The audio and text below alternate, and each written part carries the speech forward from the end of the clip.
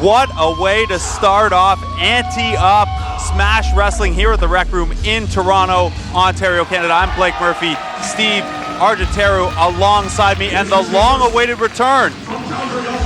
It is unbelievable to have Tarek, Mr. Punch, Kick, Chop, as I say it along with our ring announcer Dustin Perry.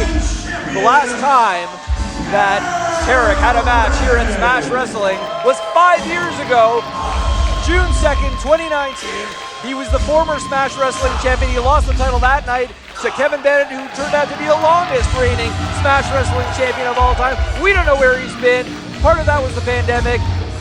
Smash Wrestling's been back a couple of years since the pandemic. We have no idea where he's been.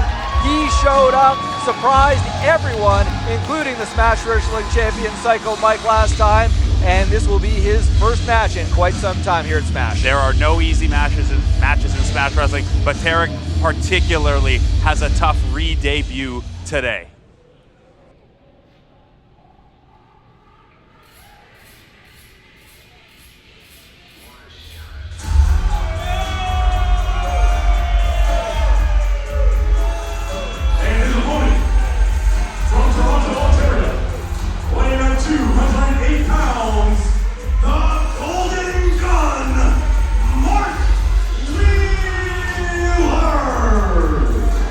Mark Wheeler, of course, last time in London last month, had a chance to become the Smash Wrestling champion in a four-way match. In fact, the three challengers to that title all obviously had a chance, and their opportunity was thwarted by the returning Tarek. So this is a chance for at least one of those competitors, Mark Wheeler, for revenge against the man who cost him an opportunity at the Smash Wrestling World Championship. Well, Mark Wheeler returns a couple months ago, attacks Von Vertigo, says, "You took my spot, I belong in the main event. Mark Wheeler gets that main event. Tarek comes back and says, "Hey, you took my spot, I belong in the main event." We need some sort of large tournament on June 2nd in London to sort this all out and determine the next challenger. That will be the Northern. Both of these guys will participate. Huge match here, Steve, for momentum heading into the Northern. No question. The same way we say this is a tough match for Mark Wheeler with returning Tarek, it is not an easy road for Tarek. Mark Wheeler, one of the biggest, toughest guys in Smash Wrestling, and he's, showed what he's got since his return. Yeah, Mark Wheeler missed 8 months with an Achilles injury, came back. Looks like he did a lot of arm day, shoulder day, back day when he couldn't use those legs. He came back with size, he came back with speed, and he came back with this vicious streak. I'm not sure the crowd here at the Rec Room knows which one of these guys to boot.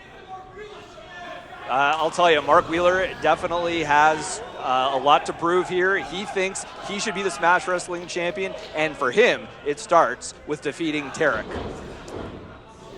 One of the things to watch in this match, Steve, Tarek off to a nice start here with some of these counters to what Mark Wheeler trying to corner him in the corner there, get some chops off. Tarek with some nice counters early. We will have to keep an eye on, is Tarek dealing with any ring rust whatsoever? It's been a long time since we've seen him. Looks great, but as the match progresses, do you expect to see some rust set in potentially? I don't expect to see a ton. I think more maybe it's an unfamiliarity with Mark Wheeler, but he has been getting his reps in. He has had a couple of matches outside of Smash, and he looks sharp today. What a great start for Tarek right now against Mark Wheeler. And the crowd getting behind him a little early here. Now, Tarek hasn't always been the most well-liked wrestler in Smash Wrestling, but this is a former champion. This is someone who has been one of the faces of this promotion. Crowd behind him a little bit here. No question. Not really a surprise. A guy returns, and if he hasn't really shown his cards or laid them on the table, I think the fans are giving him the benefit of the doubt, especially him going against one of the most hated guys in Smash Wrestling in Mark Wheeler. Ooh. Crowd chanting for a big chop there. Tarek swings and misses. Mark Wheeler turns the tables, delivers a nasty chop of his own. I think he's trying to say, you think you can chop? Let me show you what I've got. And there's one from Tarek. Even him up 1-1. You heard that one all around the Rec Room. Ooh, a dirty move by Wheeler right there. A poke to the eye from Wheeler. But Tarek pop up into a chop there. Wheeler's going to need to take a breather on the outside here to collect himself. Oh, he baits Tarek there into a move between the ropes. And a slingshot flatliner from Wheeler. 1, 2. Just the one count. Both men looking really sharp. I was going to say that about Tarek, but Wheeler Nice counter over there. And that's a guy who, you mentioned Tarek maybe not all that familiar with Wheeler. Wheeler clearly familiar with Tarek, baiting that move between the ropes there so he could get the kickoff, get that slingshot flatliner. Trying to work over Tarek in the corner here a little bit, wear him down. Wheeler definitely using his power and trying to slow this match down. Tarek was trying to keep the pace up, and I think Wheeler knows the strength. If he has a chance to win, it's going to be to slow it down, use some of his power against Tarek. And it's an interesting stylistic clash because Wheeler is, oh my goodness, wow, shoots a snot rocket into the face of Tarek. Don't think you can give your CAW that move in the game, and that has fired Tarek up. Mr. Punch, kick, chop, laying into Wheeler there, but Wheeler once again very quick to turn the tables. Yeah, I was going to say that move might have backfired against Wheeler, but he's certainly coming back here in a big way. Ooh, pump kick from Tarek to take down Wheeler on the running attempt there. It's got him hanging in the ropes. Let's see what Tarek has planned here. Vintage Tarek with the elbow. Apron elbow with Wheeler hung over the middle rope there. Could be a big momentum shift here. Tarek's laid into Wheeler, but had trouble carrying that go. He's got him in a little backpack cutter situation there. Wheeler pushes out of it. Tarek saw it coming. Back elbow from Tarek. Now it's pulling the official in the way. Smart move from Wheeler there, and a chop to the throat, and then a nasty open-handed chop, 1-2. He got that illegal move behind the back of the referee, Steve Sorensen there. Yeah, you don't like to see that, but you do kind of have to respect it a little bit, using every advantage he can. And now stomping on the fingers of Tarek, probably trying to take away those chops a little bit. No question, that's a good point, and he is using some of those kicks now against Tarek. Really trying to wear him down here. Looking ahead just a little bit, this match, again, I mentioned big momentum heading into the Northern on June 2nd in London at the London Music Hall. Tarek is going to be up against Carter Mason, who we'll see a little later tonight against Mustafa Ali in our main event. Mark Wheeler facing Myung Jae Lee out of Buffalo. So probably stylistically a better prep match for Wheeler, facing a striker in Tarek who's similar to Myung Jae Lee. Nasty clothesline from Tarek there in a second.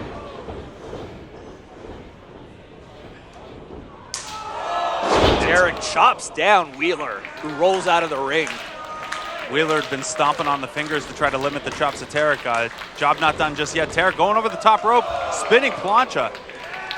Beautiful move by Tarek. Fans really reacting to him.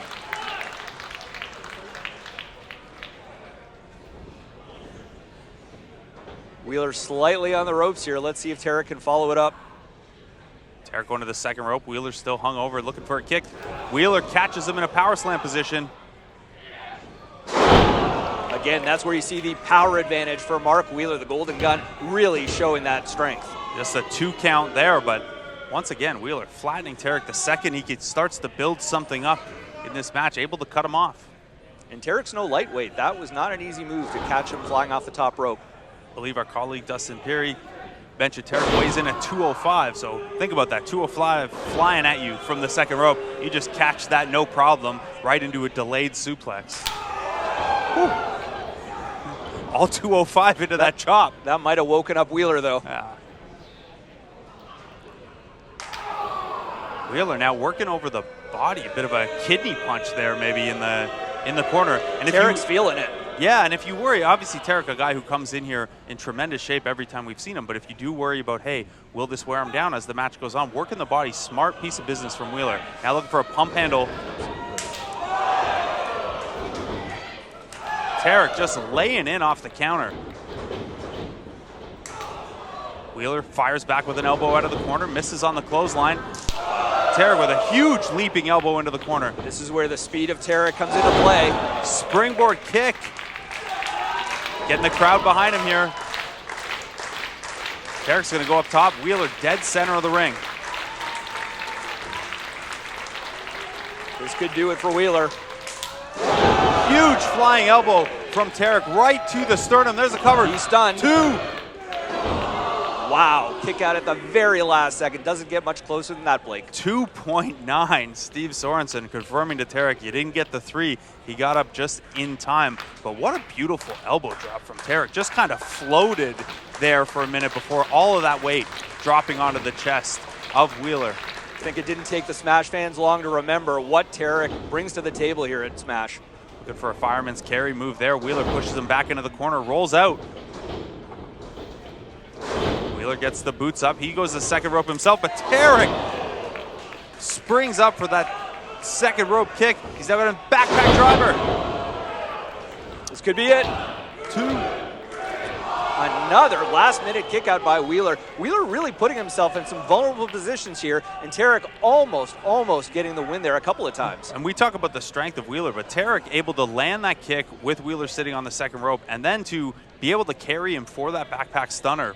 Very impressive from Tarek in his first match back here in years. Tarek's in awesome shape here and really letting Mark Wheeler have it and reminding him why he was the Smash Wrestling champion all those years ago. Wheeler prone over the second rope here.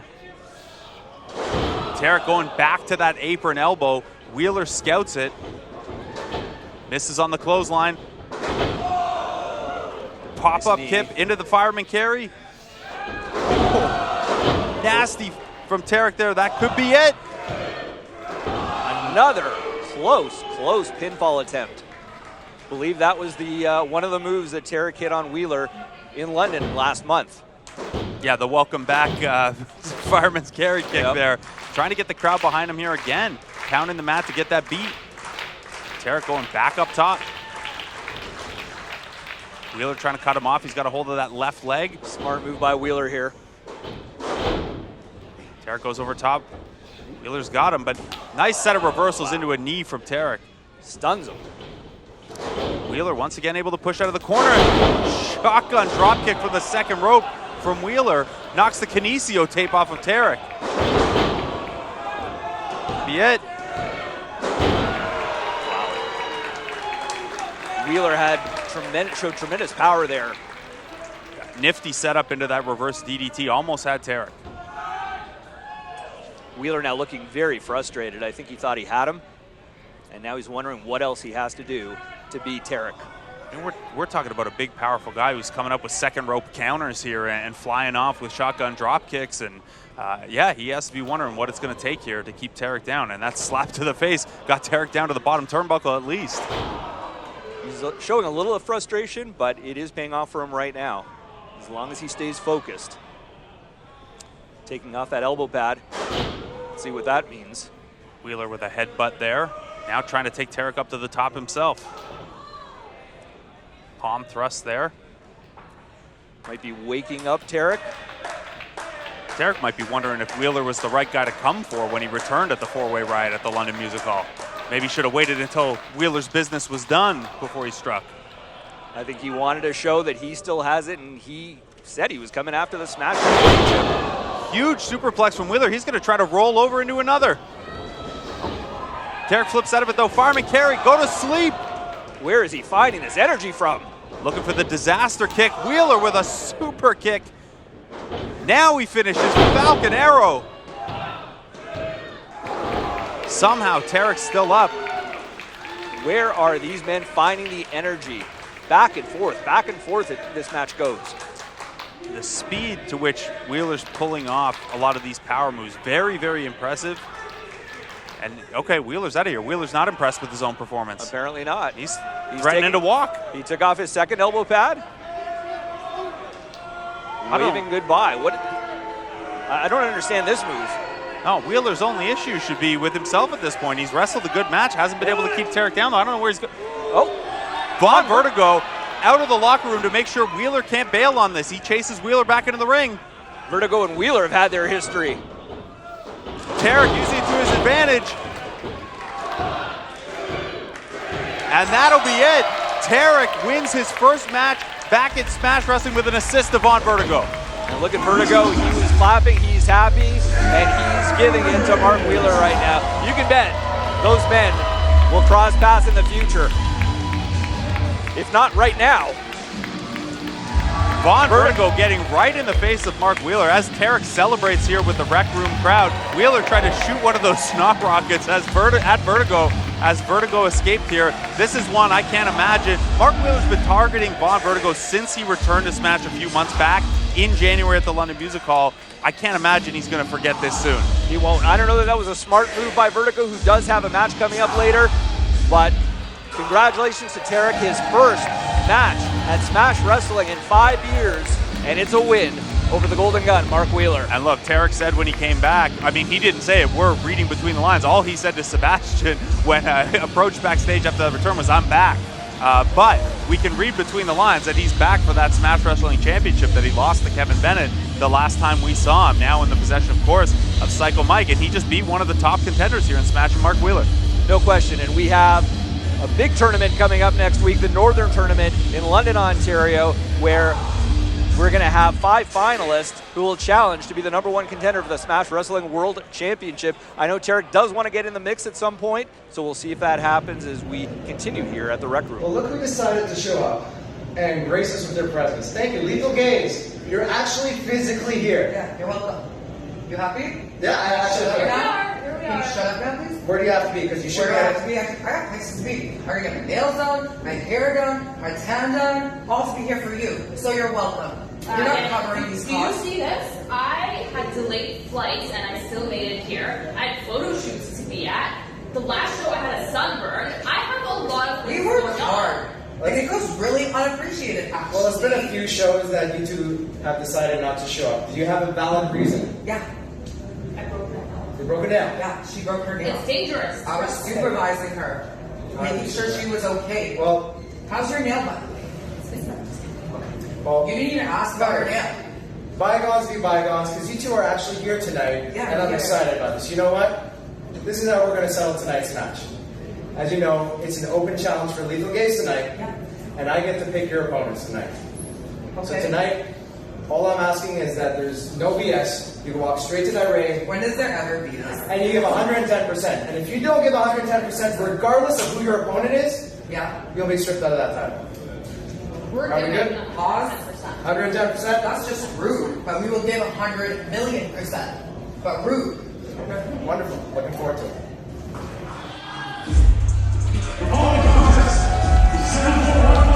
And for the Smash Wrestling Women's Championship.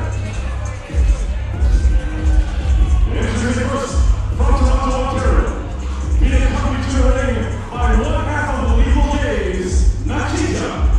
She is the reigning and defending Smash Wrestling Women's Champion,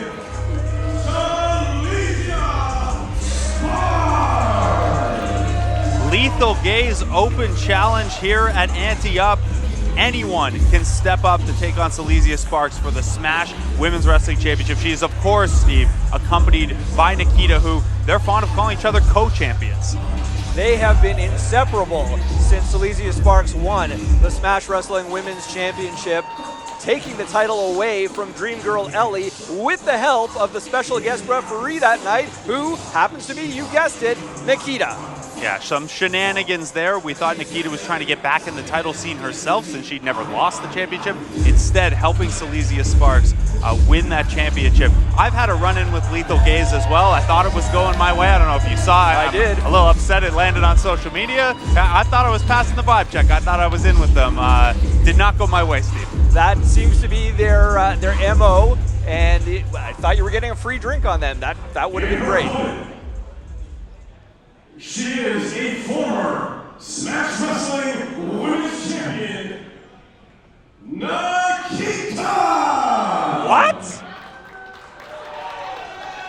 They're making Silesia's partner, Sebastian Suave, the promoter, is making Nikita face her Lethal Gaze partner, Silesia Sparks, for the title? We saw Sebastian Suave in that scene from earlier say that no matter who I name as your opponent, you have to promise to fight the match 100%. Otherwise, Silesia Sparks will be stripped of the Smash Women's Wrestling Championship. I don't think this is how Nikita envisioned getting her shot at the belt back, but I think we're going to have these two tag team partners go at it for the belt. Well, Nikita is eminently qualified as she won the title in her first night back at Smash Wrestling after taking 10 years off. So we know she can go, we know she can wrestle. We also know that she's not the best at always defending the title, but she has no choice to go against Silesia Sparks here and challenge once again, and a chance to become the first two-time Smash Wrestling champion. Yes, she might say she's a 1.5-time champion now because these two like to think of themselves as co-champs here. And I wonder how long it'll take these two to warm up to fighting each other here, because like you said, they've been inseparable, they've been a tag team. Now these two rivals in the past, but lately, over the last couple of months, it's going to have to be a switch they flip here to go against each other. Even there, Silesia Sparks looks for a punch, and both of them surprised at that. I mean, I think with what's at stake, which is the Smash Wrestling Women's Championship, the chance that Silesia might be stripped. Oh, Nikita going for a sneak Okada roll. Almost gets her partner there. Silesia Sparks asking to speak to management. And here we go, arm drag from Nikita. This is a match now. They've figured it out. You knew it was only a matter of time before the stakes really mattered and really showed up here. Nikita with that stiff forearm, too. The most interesting thing about this, too, is these are both two hard-hitting, strike-first wrestlers. It's not like this is going to be a friendly technical showcase, I don't think. No, Silesia Sparks has been a powerhouse for a long time. She's in phenomenal shape. Nikita, of course, a model. She's been in the Inside Fitness Canada Hot and Fit 100 magazine twice, and another fitness magazine. So she's definitely in shape, as is Silesia. And another roll-up attempt there from Nikita. Nice counter, but there's a falling drop kick from Silesia Sparks. And here's the other element of this, is they're such good friends. They spend so much time together. Whether they've thought about it or not, they know each other's game very, very well. Absolutely. Yes, they didn't have a chance to watch tape because they didn't know they'd be facing each other, but to your point, they've trained together, they spend a lot of time together, they know each other very well, they know their psychology, each other's psychology, what the other is thinking. Let's see what happens here. You mentioned Nikita is a fitness model, literally, no slouch in the gym, but for Silesia Sparks, that's just, she just added another plate to the bar. Silesia Sparks is not going to have any problem throwing a little more weight around here. You know, people say she's the pound for pound strongest in Smash Wrestling. She might just be, period, the strongest person in Smash Wrestling. No question about it. And Nikita, I would say, she is very crafty, and she was very smart about the way she was keeping her World Championship, her Smash Women's World Championship, when she was the champ. So, yes, Silesia has the power advantage, but Nikita knows how to get around that ring. Seeing some power there from Nikita. She tries to pull Sparks out of the corner. Doesn't work out for her. There's a good head kick from Nikita, though. Very striking oriented while she was away from wrestling. Look, I think this is ground and pound here. I think this is taking Silesia by surprise. I don't think she was expecting this kind of aggression from her best friend Nikita. There you hear Nikita saying sorry for the elbow drop before delivering it, and a second. There's the cover. Typically polite Canadian. I think you were the first person to accuse either of these two of being polite. I don't have the history with them that you do, Blake. If only I had more history with them, Steve. Nikita taking her partner, Silesia Sparks, around the ring here. Head off the turnbuckle, and that time getting her own foot up in the way. Those are vicious. Nikita getting a lot of power behind those. Back suplex there from Nikita, looking for the cover. Just the two once again. Nikita may be a little slow to hook that leg, might have cost her. If anyone's going to be able to power out of that, it's going to be Silesia Sparks. And you know, we make comments about how mean they are, how they've treated some of the other wrestlers, some of the staff around here, but there's no questioning the talent. And that's part of what's been frustrating about both of their title reigns is they don't need to do the shenanigans. They don't need a +1. They don't need the underhanded tactics. Silesia Sparks could beat anyone in this industry on a given day. Certainly, and here's the interesting thing. They are teaming up next week in London at the Northern Tournament against Haley Dillon and Dream Girl Ellie, the former champion. Are they going to be able to get along? Let's see how this match turns out. That'll go a long way in determining what happens next week. Spin kick to the midsection from Sparks. Big vicious clothesline. Just the two there, though. And you mentioned that match, Haley Dillon and Dream Girl Ellie, probably the two biggest victims of Lethal Gaze teaming up and using the power of numbers against the women's roster here at Smash Wrestling. Absolutely. Well, as mentioned, it was Nikita as the special guest referee who cost Dream Girl Ellie the Smash Women's Championship. She hasn't been back since, and I'm sure that's going to weigh heavy on her mind. I think for whoever wins this match, turning the page back to being teammates and focusing on that next week will be okay. Whoever comes up on the short end of this one, though, could have a tough time with it. Nikita misses a spear in the corner, shoulder off the ring post, and Silesia Sparks takes advantage with a running boot on the apron. Classic Nikita trying to, or I should say Silesia Sparks trying to take control here. Neck breaker over the second rope there from Silesia Sparks, blows a kiss. They are not holding back now. They are in this to win it. In the words of Taking Back Sunday, best friends means I pull the trigger. Sometimes you got to do this to your friend, it seems, at least when Sebastian Suave mandates it's the only way to keep your Smash Women's Wrestling Championship. And I think that was the way to go, and they're certainly adhering to it, but at least we're getting a pretty fair, evenly matched one-on-one matchup. And here you see a seed of doubt. Silesia Sparks with the closed fist, she won't do it. Nikita down on a knee. Silesia has to do it. Stead takes a boot to the midsection. That hesitation may have cost her. Nikita can't pull the trigger either. Had her with a double underhook there, and this doubt could come back to cost her. It is. Let's see what happens here. Kryptonite crunch. Is she going to be able to hit her with it, though? Again with the second guessing.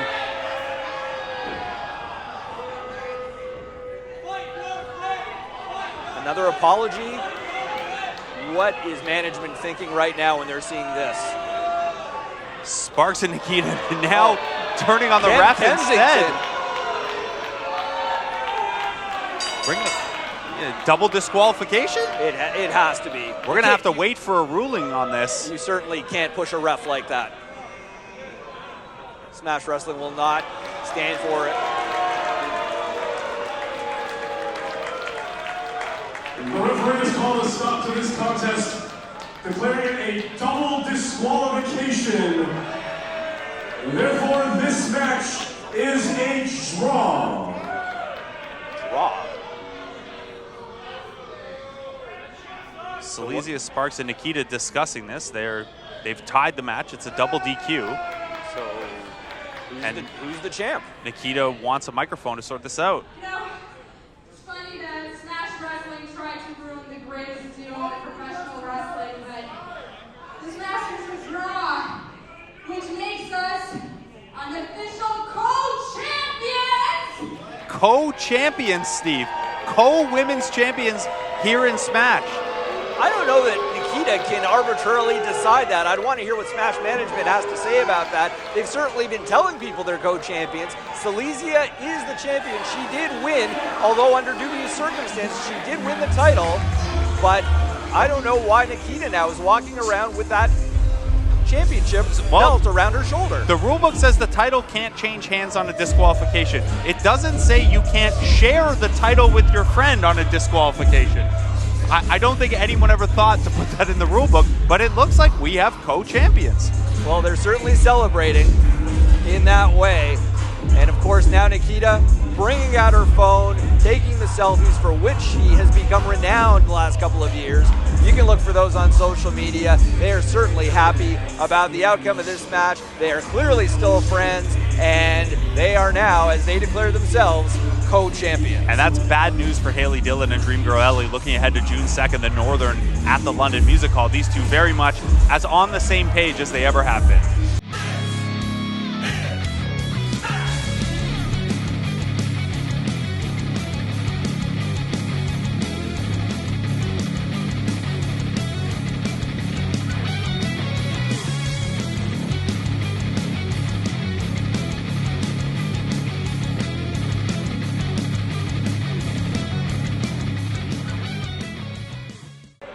The following contest is a fatal four-way match, scheduled for one fall.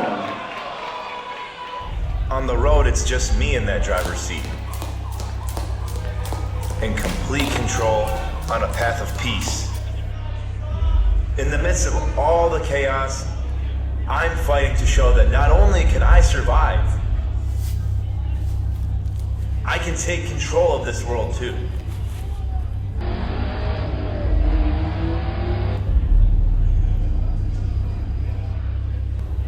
They call me the driver, and soon enough, they'll call me a champion. time takes everyone out. It's do or die. And I haven't died yet.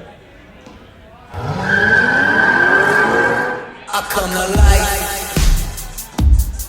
I come to life.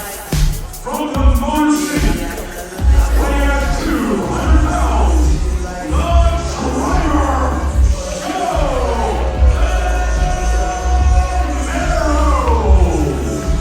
Did he say do or die or do or drive? He said do or die, but I think his answer to either would be, well, just drive. This is Joe DeMero. This is the driver, someone we've seen stop and start a little bit early in their Smash Wrestling career. Another huge momentum match here as we look ahead to the Northern, which DeMero will be participating in. So to your point about the stops and starts, Joe DeMero was having some success in Smash Wrestling, suffered an injury, went away, had to go away to recover for about 8 months before returning. He certainly thinks he should be in the title picture and not in this four-way match tonight. He'll have his chance at the Northern in the first round against Orion. And again, big momentum builder here.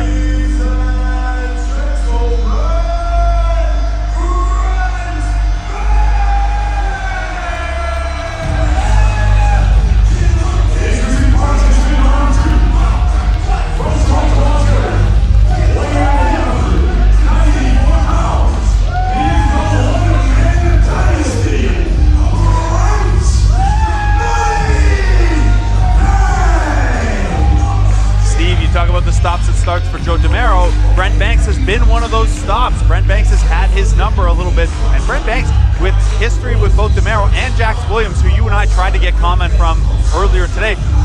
Worth noting, by the way, this is now a fatal four-way. We don't know who the fourth member is. We know it's these two and Williams. Exactly, we don't know. Now, I will take exception with what Vanna and Jax said about Brent. They said Jax said he took the coward's way out. I don't believe that's true. Brent did beat Jax Williams and cost Jax a chance at the Northern tournament. Cost him that opportunity. Jax is bitter, and even though they denied wanting revenge, even though they denied that this is personal, you can bet that loss in London a month ago is certainly on their minds tonight. If you're going to make it to the Smash Wrestling title picture, every loss has to be personal.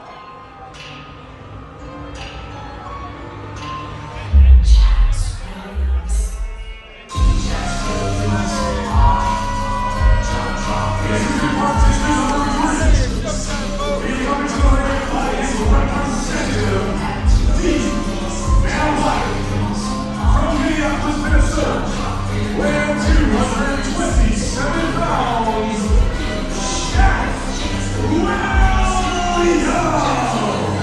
You said it, Steve Williams and Vanna Black, his representative, with maybe a twisted view on what's happened between them and Brent Banks over the last couple of months. It was Jax Williams who attacked Brent Banks first, and Brent Banks, hey, he did attack back. He did use Vanna Black against Jax Williams in their meeting, but turnabout is fair play in the mind of Brent Banks.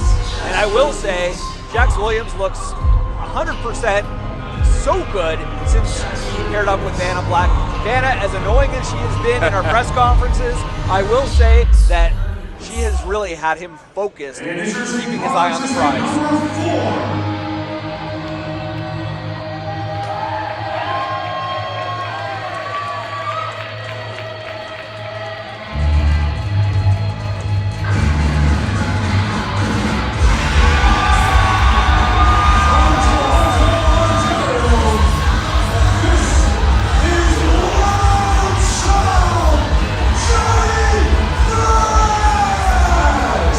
Steve, what a great surprise for the Smash Wrestling crowd. A hometown favorite, a recent TNA Knockouts Tag Team Champion, Jody Threat. She brings a ton of energy. You can see her chasing our cameraman, Danny Proctor, as she came out. She brings a ton of energy. She is certainly no stranger to going against either the men or the women of Smash Wrestling. She adds such an interesting element to what was a triple threat and now is a four-way match here at Smash. And if you are Jax Williams, you've been preparing for Joe DeMero and Brent Banks, who you have history with. If you're Brent Banks, you've been preparing for two young upstart wrestlers who you've beaten and want to get their wins back on you. None of these three preparing for Jody Threat in this match whatsoever. Not at all. And Jody, to your point, has a ton of experience. Look, they're even ignoring Jody now. It's just the three men, and there Jody is getting in the picture. Yeah, sleep on Jody Threat at your own peril here.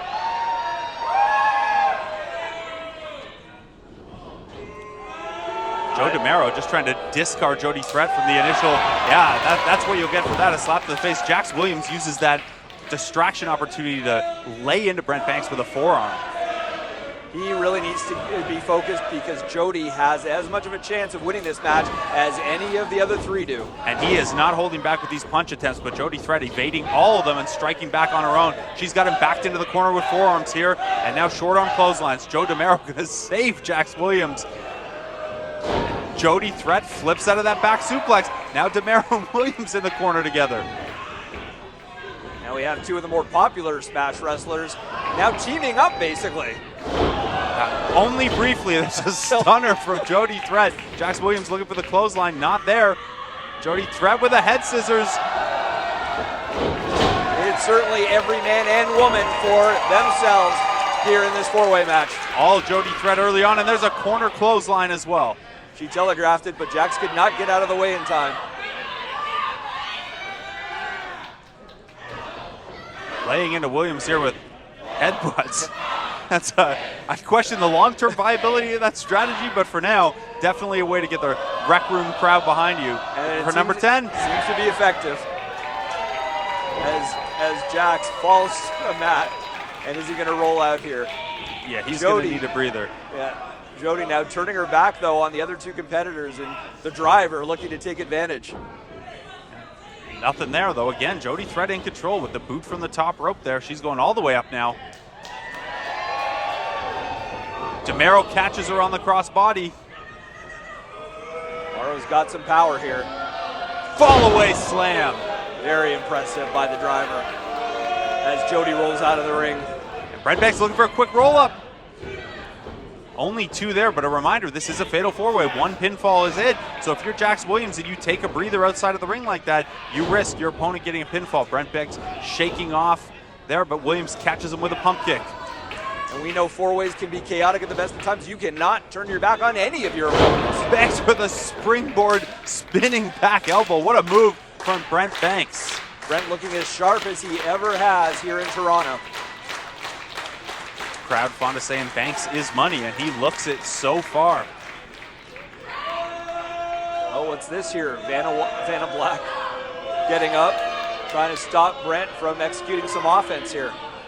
And when Banks and Jax Williams squared off one-on-one, this is how things derailed for Williams and Black. Obviously, no disqualification in a fatal four-way. There's not much the ref can do. She can climb on his back here, look for a headlock or a rear naked, but Brent Banks is going to try to shake it off, get the crowd behind him here, and take Vanna Black up top with him. Brent does not look too worried about that. What is going to happen here? If you're Vanna Black, you got to call this a day and climb down. Jax Williams with the save, a leaping forearm. Vanna Black able to find her way down, I wouldn't say gently, but avoiding the worst of it there. Jody Threat now sneaks in to get Jax Williams from behind. Joe DeMero once again with the save. As I said, you can't turn your back on any of your opponents. Jody's been out of the ring for a little bit, and she came back in and surprised Jax there. DeMero and Williams working together a little bit there, but Williams kind of pushing DeMero off so he could get a piece of Jody Threat in the corner. It's a little bit of an odd dynamic here. DeMero seems to think him and Jax Williams are working together. I don't know that Jax Williams sees it the same way. No, but they are not certainly trying to take Jody out of the picture and not worrying about each other. And it does make some sense as a strategy. Jody Threat, probably the most experienced and accomplished outside of Smash Wrestling of any of this group. Again, a former TNA Knockouts Tag Team Champion very recently. If you're DeMero and Williams and you're young guys who need that next big win, maybe it does make sense. Big leaping forearm from Williams in the corner. A ton of athleticism behind that. I don't want to give them the free promotion of the JAX acronym there, but you see it. But you know, they both want the win, so as much as they're working together in tandem against Jody Threat, I don't think one is going to let the other get the pinfall in this match. No, you just maybe get it down to where you're one-on-one and best man win at that point. DeMero with a nasty running back elbow there in the corner and a bulldog. Nice move by Joe DeMauro. And we haven't seen Brent Banks. He is trying to make his way back into the ring. But so far, it's a 2-on-1. Jax Williams and Joe DeMauro working Jody Threat here. So would this make Jax Williams the passenger, the navigator, next to the driver? Where are we going with that one? The wingman, maybe? Yeah, there you go. Jody Threat doesn't need a wingman here. She's firing back with forearms to both of them. Oh, I don't think DeMauro meant to hit Jax there. Jody ducked, and now Jody goes on the offense. Fireman's carry here. Williams saving the driver, getting Threat up for a backbreaker. This teamwork is interesting to me. Begrudging teamwork still. Banks in here with a chop to Williams, get him in the corner. There's one for the driver, one for Williams. Banks telling Williams, I'm not done with you yet. Oh, DeMauro just pushed Jax out of the way and delivered a nice drop kick to Brent. The driver, that's a selfless move in an every man for himself kind of match. You think maybe he'd just let Williams eat it and then go after Banks. Yep. But a little budding friendship here. Now they're going to try to throw Banks and Threat into each other. The reversal, they're able to avoid a couple of back elbows. This is Nikita and Silesia Sparks level teamwork there. I was just thinking that. At the end of the day, though, someone's got to win this match. Well, maybe this is what they wanted, though. They're preening to the crowd here, but Threat and Banks are both outside of the ring. We're down to Williams and the driver one-on-one here. This is where I think this friendship has to dissolve. And I think to your point, they realized it's just one-on-one in the middle of the ring here.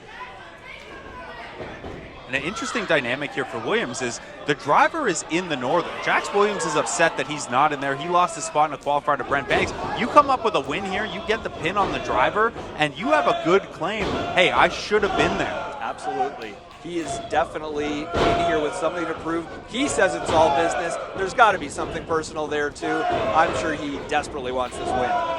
These two trading off shots here. Another stiff forearm from Williams. Driver ducks it. There's a pump kick from the driver. May not have gotten all of it, but Jax does go down. You don't have to get all the clutch to shift gears either. You just got to get enough. Brent Banks sliding back in here. You're driving me crazy with those puns. Springboard double cutter from Brent Banks. Brent Banks, that was money. And there you called for it. The crowd, Banks is money. Brent feeding off that crowd. They'll need to capitalize here. Still does have two opponents in the ring with him. And he wants both of them up. The driver up in the corner. He's calling for Williams to get up as well. Brent knows he needs to disable at least, or try to, both opponents. And don't forget about Jody Threat somewhere on the outside of that ring.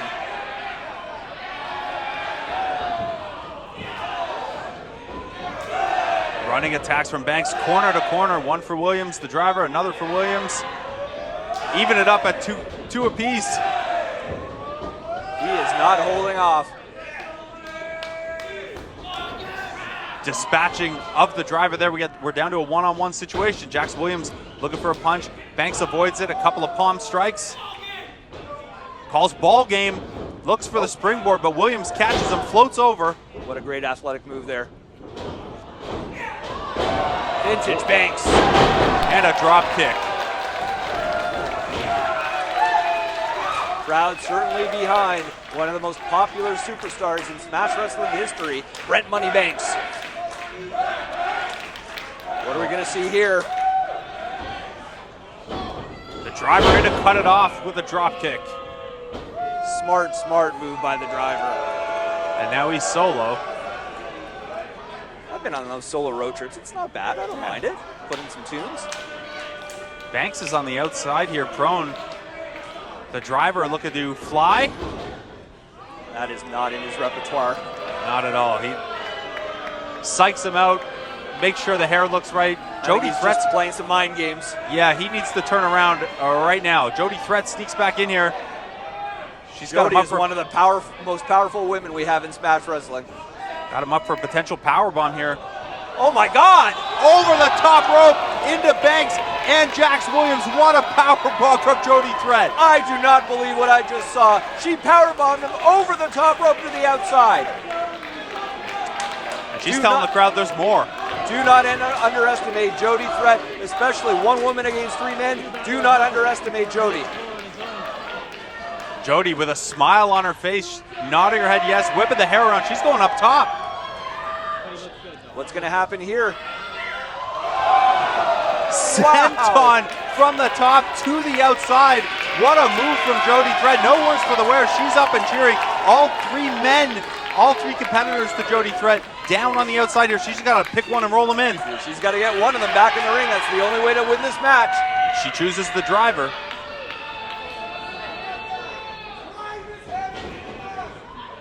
Watch Vanna Black outside the ring trying to get Jax Williams back in. Yeah, Jax Williams can take a breather here, but the big thing is be aware of a pinfall. Don't let a pinfall happen while you're catching your breath. Exactly. Pump kick from Jody Threat. Jax back in the ring now. And now they're both prone. Williams and Tomorrow. Wow. Both hanging over the second rope here. Well, they were teaming up before. Jody, what a move. She's got Jax Williams from behind here. And Jax Williams got the driver. Double German suplex. That is one of the most impressive Germans I have seen from Jody Threat. Wow. 2. Somehow not enough. Not enough there either. Smart of Jody Threat to try to pin the driver after Jax Williams didn't get a 3 there. I can't believe the double German was enough. What a display of strength from Jody Threat. Crazy strong Jody Threat. And let's see if Brent Banks can get back in here. The driver's got her by the hair here. Trying to get her out of the ring. Now Brent rolls back in. He's had some time outside the ring to rest and recuperate. Spinning knee strike from Banks there. What's Brent calling for here? Tomorrow floats over in the corner. Banks right behind him though. Spinebuster! Beautifully executed. Looking for the pin. Williams breaks it up with a pump kick just in time. I think that partnership might be dissolved at this point. Yeah, you have to at that point in the match. Spear! Wow. Jody Threat with a huge spear to Jax Williams. Showing more of that power. Jax is down and he is not getting up. Oh, Vanna Black. Jody Threat going up top. Vanna Black saving her client, Jax Williams, and throws Jody Threat head first into the ring post. And of course, as we mentioned, no disqualifications in a 4-way. The ref saw it, nothing he can do about it. Vanna Black legal. Her man, though, Jax Williams, her client, still prone. And the driver, once again, saving Jax Williams. Brent Banks up top, looking for an attack here, throwing some forearms into his back. Or maybe he just doesn't want Brent to win. I think it's anybody but Brent at this point as far as the driver is concerned, and probably as far as Jax Williams is concerned. Well, Jax Williams taking advantage here, not looking out for the driver. In fact, he's got him up, looking for a possible powerbomb here. Well, let's see what's happening here. Brent can't seem to get him. Banks up top. He's standing on the top rope. Wow! Oh! Blockbuster powerbomb combination. I think that's what we'd call it. I'm not sure I've ever seen that before. Tomorrow, the worst for it. Banks looking for the cover, but Williams cutting him off. Setting him up for the powerbomb here, right on Tomorrow. Powerbombs Banks onto the driver. 2, 3. Jax Williams with a huge victory. That is one of the biggest, if not the biggest win for Jax Williams. And again, Vanna Black. Vanna Black taking the mic from our colleague Dustin Perry here. Her client, Jax Williams, with a huge W.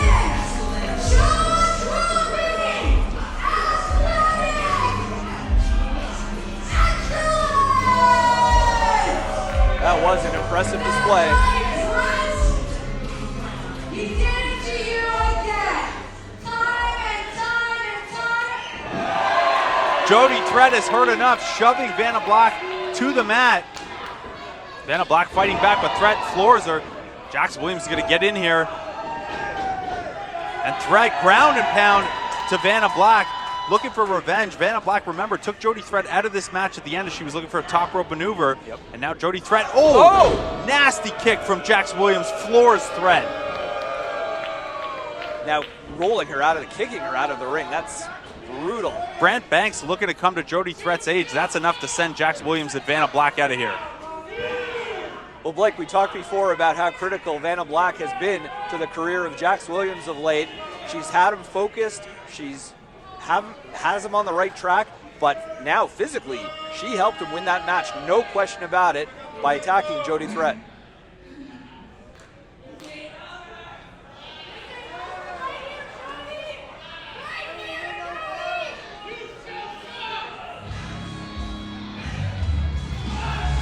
And there we see it. Wow. Jody Threat will have her chance for revenge. If I'm Man in Black, I am not happy about this turn of events. June 30th, right before AEW's Forbidden Door, here at the Rec Room in Toronto. Jody Threat against Vanna Black. Gore, gore,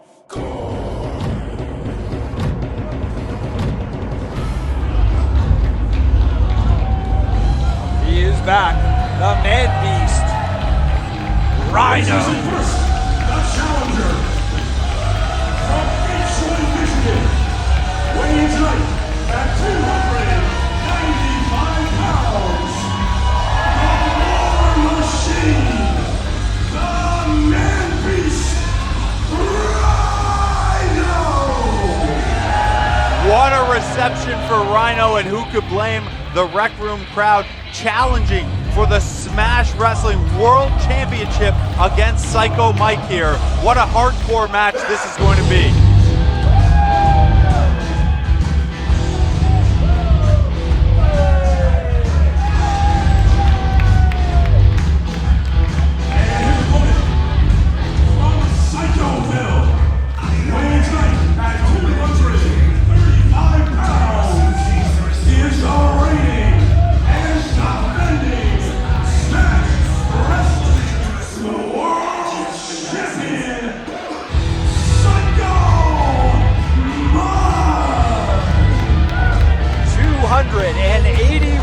Days as the Smash Wrestling World Champion. Psycho Mike defeated Kevin Bennett at Super Showdown last August. He continues to hold on to that championship, but he's in for a very, very tough matchup, a hardcore match against one of the most hardcore guys around, former ECW star Rhino. Yeah, Psycho Mike's been in a lot of weird matches, a lot of matches where plunder comes about, some what's in the box matches, but I don't know that there's anything that could get you ready for a hardcore match against the last ever ECW and ECW television champion, the Man Beast Rhino. And Psycho Mike, one of his signature moves, of course, as we all know, is the power slam, the body slam. Will he be able to get Rhino at 295 pounds? Will he be able to get him up in that body slam position? This is Hogan Andre. This is quite the matchup of styles and personalities here. Mike trying to feel out Rhino by just repeating what the seasoned veteran is doing here? I think so. Mike usually works the hard can here, so let's see if he remembers to do that. But he still has to focus on his opponent. Collar and elbow tie up here, and Mike a little surprised by the strength of Rhino there. He probably shouldn't be. There we see where the power advantage comes in. Not a lot of guys on this Smash Wrestling roster tipping the scales at 295, and with quads like that, when you try to move him around in a collar and elbow. No, Psycho Mike is typically one of the bigger competitors in Smash, certainly against his opponents. That is not the case here tonight against Rhino. With the exception of maybe John Greed, it's hard to remember an opponent that Mike would have had the size disadvantage against. Of course, the Well-Oiled Machines having a very long and heated tag team rivalry with John Greed and Sebastian Suave, the Overdogs. And shout out to John Greed, who recently retired, but he is in the house here tonight at the Rec Room for Smash Wrestling. Great to see him. It's great to see him. I wonder if he still gets the itch to just smash somebody or flatten him off the second rope or something like that. I think he certainly has the itch for Summersby. Beyond that, who knows? Psycho Mike having to work a little bit more of a traditional style here with the power disadvantage against Rhino. Not taking his eyes off that hard cam, as I mentioned. That's just a pro's what that is. He is. Mike knows how to work TV, that's for sure. Side headlock on Rhino here again. A guy who is well-versed in TV, the last ever ECW television champion, the last ever ECW heavyweight champion, has also held titles in the NWA, TNA, WWE. We should mention that Psycho Mike and Rhino are teaming up next week in London at the Northern Tournament against ATO, Australian Takeover, who we're going to see a bit later on tonight. So this is kind of a get-to-know-you match. Yeah, a little bit of a get to know you, get to know what your stuff is, where I can put you in situations, and then sometimes you worry, hey, what if the blood gets too bad here? Could they team together next week? Not sure Psycho Mike will remember by next week that he went one-on-one with Rhino tonight. But I think certainly the better chance is that they earn each other's respect. I don't think Rhino has a lot to do in that respect. I think Rhino has the respect of most wrestling fans who've been watching for the last 3 decades. But Psycho Mike certainly looks to earn Rhino's respect leading into that tag match next week. Yeah, and I'm sure, Rhino doesn't get to the level he's at without doing a lot of research on his opponents as he eats a big shoulder block from Psycho Mike there. Hey, maybe it did catch him off guard a little bit. Yeah, Rhino rolling out and trying to regroup and kind of think, what just happened there? Maybe a little bit of a smirk sneaking in there from Rhino. He's one of those guys that, like Mike, over the years, goes for a fake-out handshake there and a kick to the midsection. I will say, a reminder, this is a hardcore match. We haven't seen it spill out really or get into any of the shenanigans that are typically associated with a hardcore match. So let's see where this goes. Right now, I think there's, they're still feeling each other out, and I think it's still a little friendly, but it has the potential to go off the rails pretty quickly. Yeah, that fake handshake of respect may be what this match needed to hit second gear here a little bit. Mike trying the Irish whip out of the corner. Rhino just too strong with the one-handed grip on the rope there. Mike very creative about trying to find ways out of those situations. Let's see what he can think of here, whether it's leverage, whether it's using some other skills. Yeah, no dice there. Rhino just too strong. Turns the tables, has Mike in the corner there, and there's an Irish whip corner to corner. Oh, Mike's still quick, though, with the elbow. Going to the second rope for a shoulder tackle. And that might be what Mike has to do in this match. We say he usually operates with a size advantage, with a strength advantage here in Smash Wrestling. But this is a guy who's pretty athletic, pretty quick as well. It's not completely unfamiliar to see him use those ropes to his advantage. So maybe he needs to play the speed game here. Definitely. He needs to keep moving, keep having Rhino chase after him, just see if he can maybe run him out of breath a little. Let's see what happens here. The title is on the line here, by the way, too, so we could have a new champion in Rhino. You mentioned earlier, Psycho Mike's reign now at 281 days, 1 day longer than Tarek's reign when Tarek held the championship before Kevin Bennett took it over and had that 1,000+ day reign that I don't think... Over 1,500. Yeah. I don't eat your heart out, Roman Reigns. All right, let's see what Rhino... Oh, I think Rhino picked up a beverage. I guess he... Oh. There you go. Now we've got something using the hardcore rules here. Beverage to the face of Psycho Mike. Can't tell who he took the beverage from, so not exactly sure what was in there. To your point earlier, I don't think John Greed would give his up without getting involved in the match. Some chops in the crowd here from Rhino now. Mike up against the ring post. Oh, that had to hurt. Rhino whiffs on the chop, gets that wooden ring post instead, and now Mike's on the offensive. Oh, this is vintage Psycho Mike. How many times is he going to slam Rhino's head into the mat? 6, 7. I'm not going to count because he did this a couple months ago against Judas Icarus, and it must have got into the triple digits. I can count that high, but I don't think it's good. It's good commentary. Nope. We'll leave that to the fans. He gives it up there and goes for a chop instead. Now he's got a chair out. And now it's a hardcore match. And look, you got to do everything you can to use the rules in your favor. There has to be a small part of you that is thinking, do I really want to put this thing on Rhino's home turf? Do I want to go with one of the legends of ECW and there's another beverage to the face. Another one. I think the fans are helping out Rhino. Maybe they expected him to drink it, but Rhino is using it as some offense against Psycho Mike in this championship hardcore match. And this is kind of what I was getting at, is the more this begins to look like a hardcore match, the more it probably tilts in the favor of Rhino. And again, Psycho Mike has plenty of experience in unconventional matches, but we're talking about one of the faces of ECW, one of the faces of the hardcore scene in WWE eventually as well. We don't see this very often, wrestlers going outside the ring here at the Rec Room. Now we're going to see a suplex on the stage in front of the big screen.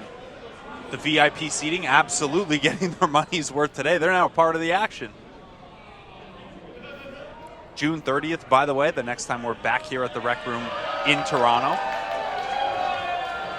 Right before AEW's Forbidden Door. And I give you the pre-sale code, but I think it might spoil a little surprise. So keep an eye out for that.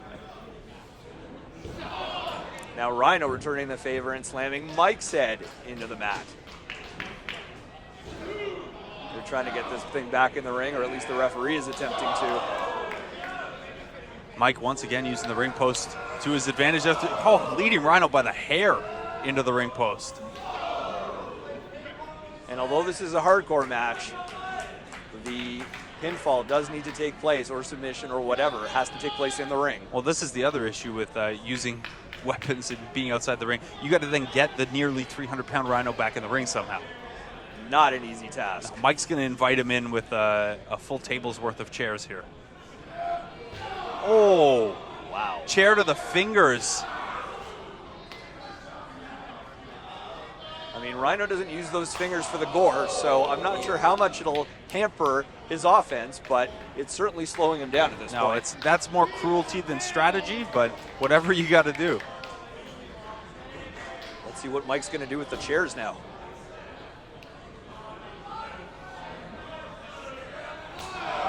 Seated chop for Rhino there. Another chair coming out. Let's see. They're going to talk it out. Getting up close and personal with his soon-to-be tag team partner. Oh, the sound of that one back from Rhino. From a sitting, reclining position. The look on Psycho Mike's face right now. Oh. Psycho Mike, he manages to stay stationary. Almost fell out of that chair, delivers one right back. I mean, this is an interesting strategy because from a sitting position, you certainly can't get the momentum and the strength behind those chops that you need to make any kind of impact on a guy the size of Rhino. I was going to say, Rhino would disagree, but yes, if you're Psycho Mike, maybe you can't get... Psycho Mike's chest has turned purple in a hurry here, thanks to those chops from the Man-Beast. I'm not sure Rhino is feeling a whole lot, though, from Psycho Mike. And now Mike, I think, is trying to... I think he's challenging to a thumb war. Oh, there you go. That's a different strategy. 2, 3, 4. Oh, here we go. I think the fans really wanted a chant. I declare a thumb war. Mike going for the cover in the thumb war. Oh. Now the strategy makes sense about slamming Rhino's fingers. Mike's always like 2-3 steps ahead. Yeah, well, I think a big part of it is he makes up the rules as he goes, and that's the champion's true advantage, is you can retain that title on a thumb war pinfall, apparently. Rhino with the thumb to the eye to get out of that precarious situation, and now he's looking for some weapons of his own choosing. I was going to say, he's throwing the chairs aside. Maybe he thinks he doesn't need them, but as you point out, he is looking for something else. What is going to come out here? The fans certainly voicing what they want to see. It's a ladder! And a kendo stick. And a kendo stick. I don't know if Mike was ready for this. Punch to the midsection to avoid the kendo stick there. Looking for a ripcord low blow. It's legal in a hardcore match. Now Mike has the kendo stick. Oh no. No! That is Blake, the great equalizer. We talk about the size advantage between Rhino and Psycho Mike. That is the equalizer. That is, again, everything legal in a hardcore match. Anything you got to do to retain your championship. But, man, sportsmanship has gone out the window in this one. The ripcord low blow, followed by the kendo stick downstairs. And now Mike's setting up that ladder in the corner. Well, I think once Rhino tried to slide the ladder into the ring, I think Mike knew we're not playing by traditional rules here.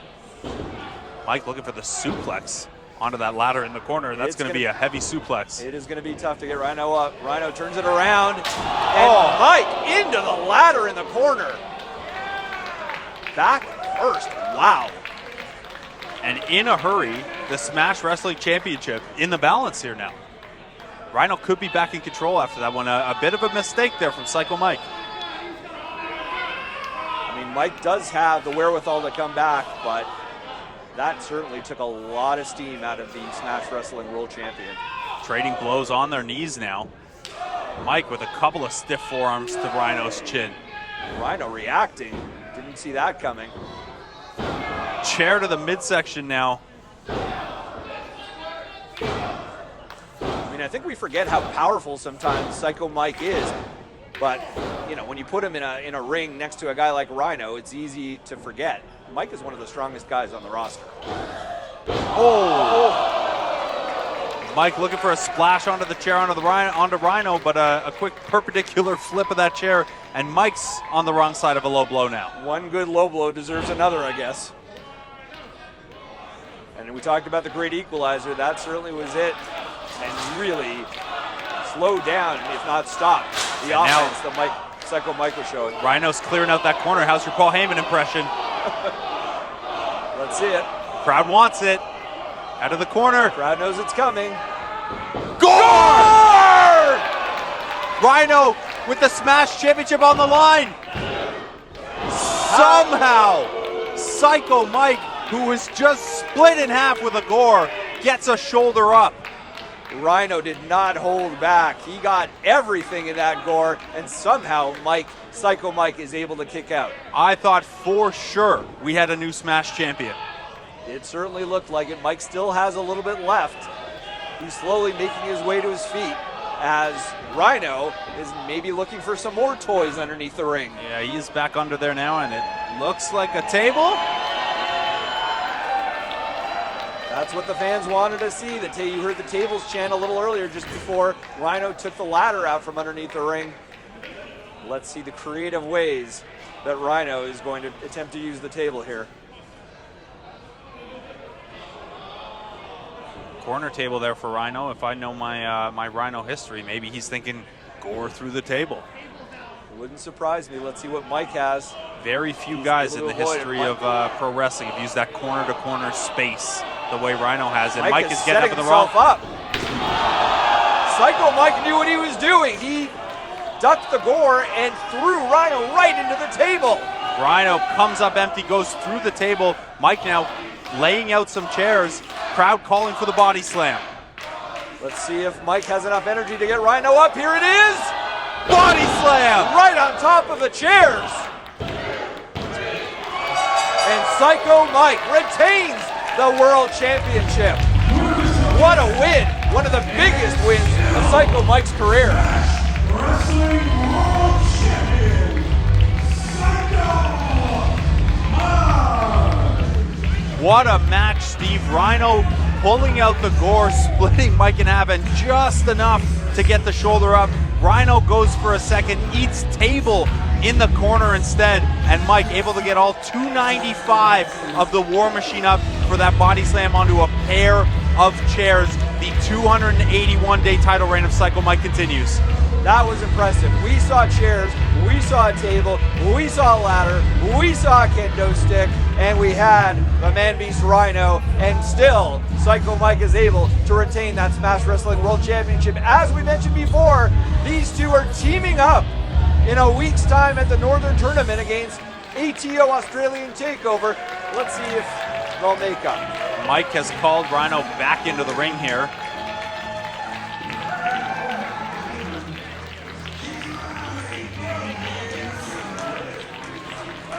Shaking off the handshake in favor of a hug. That's a way to get on the same page and really embrace, literally, your tag team partner. Is Rhino getting a little handsy there? I was wondering about that. I was wondering, you know, he threw a belly-to-belly suplex here and there back in his time. What a match that was. Psycho Mike retains against the Man-Beast Rhino.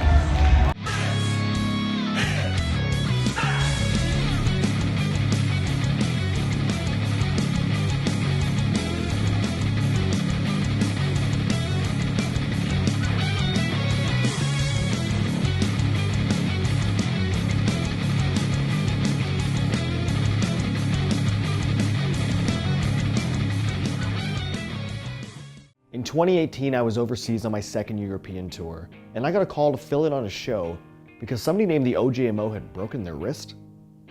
That was the day I met Michael Oku. The next time that I saw him, he was squaring up to Gunther. He was taking Pac to the limit. He was operating on another level, but nothing compared to where he is now. I think that we think in similar ways, Michael. When we look in the mirror, we don't look like your typical conventional pro wrestler. But we found a way to back it up in every aspect that we control. And now you're finally making your way to Canada, and who better to introduce you to Toronto than the guy? You see, the last time we met, I'm pretty sure you tried to take my head clean off my body. So, if that half-crabbing son of a bitch is coming to Smash Wrestling, I'm gonna be the one to meet him at the door. May 26th, Toronto Rec Room. Now we play. It's funny because the venue's an arcade. You can play games and watch wrestling. The following contest is scheduled for one fall.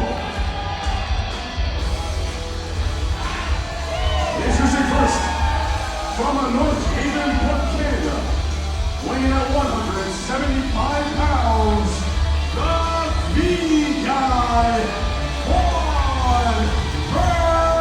Vertigo. You heard it from Von Vertigo himself in that video. Michael Oku is here, his first time in Toronto, his first time in Canada, and the first time these two who have crossed paths a lot of times are seeing each other one-on-one. And Von Vertigo back in Canada after his 10th trip to Europe. This guy is one of the most traveled wrestlers in Canadian wrestling, to be honest with you. He has gotten around, he is respected. He's respected by his opponents. He has faced a litany of international talents, both home and abroad. And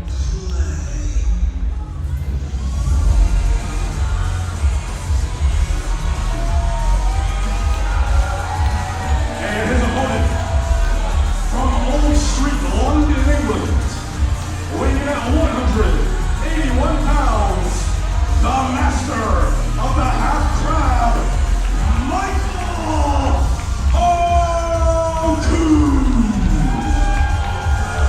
And Michael Oku setting out here to maybe do a little bit of his own version of what Von Vertigo has done. Von Vertigo made a name on the Canadian scene, made a name here in Smash Wrestling.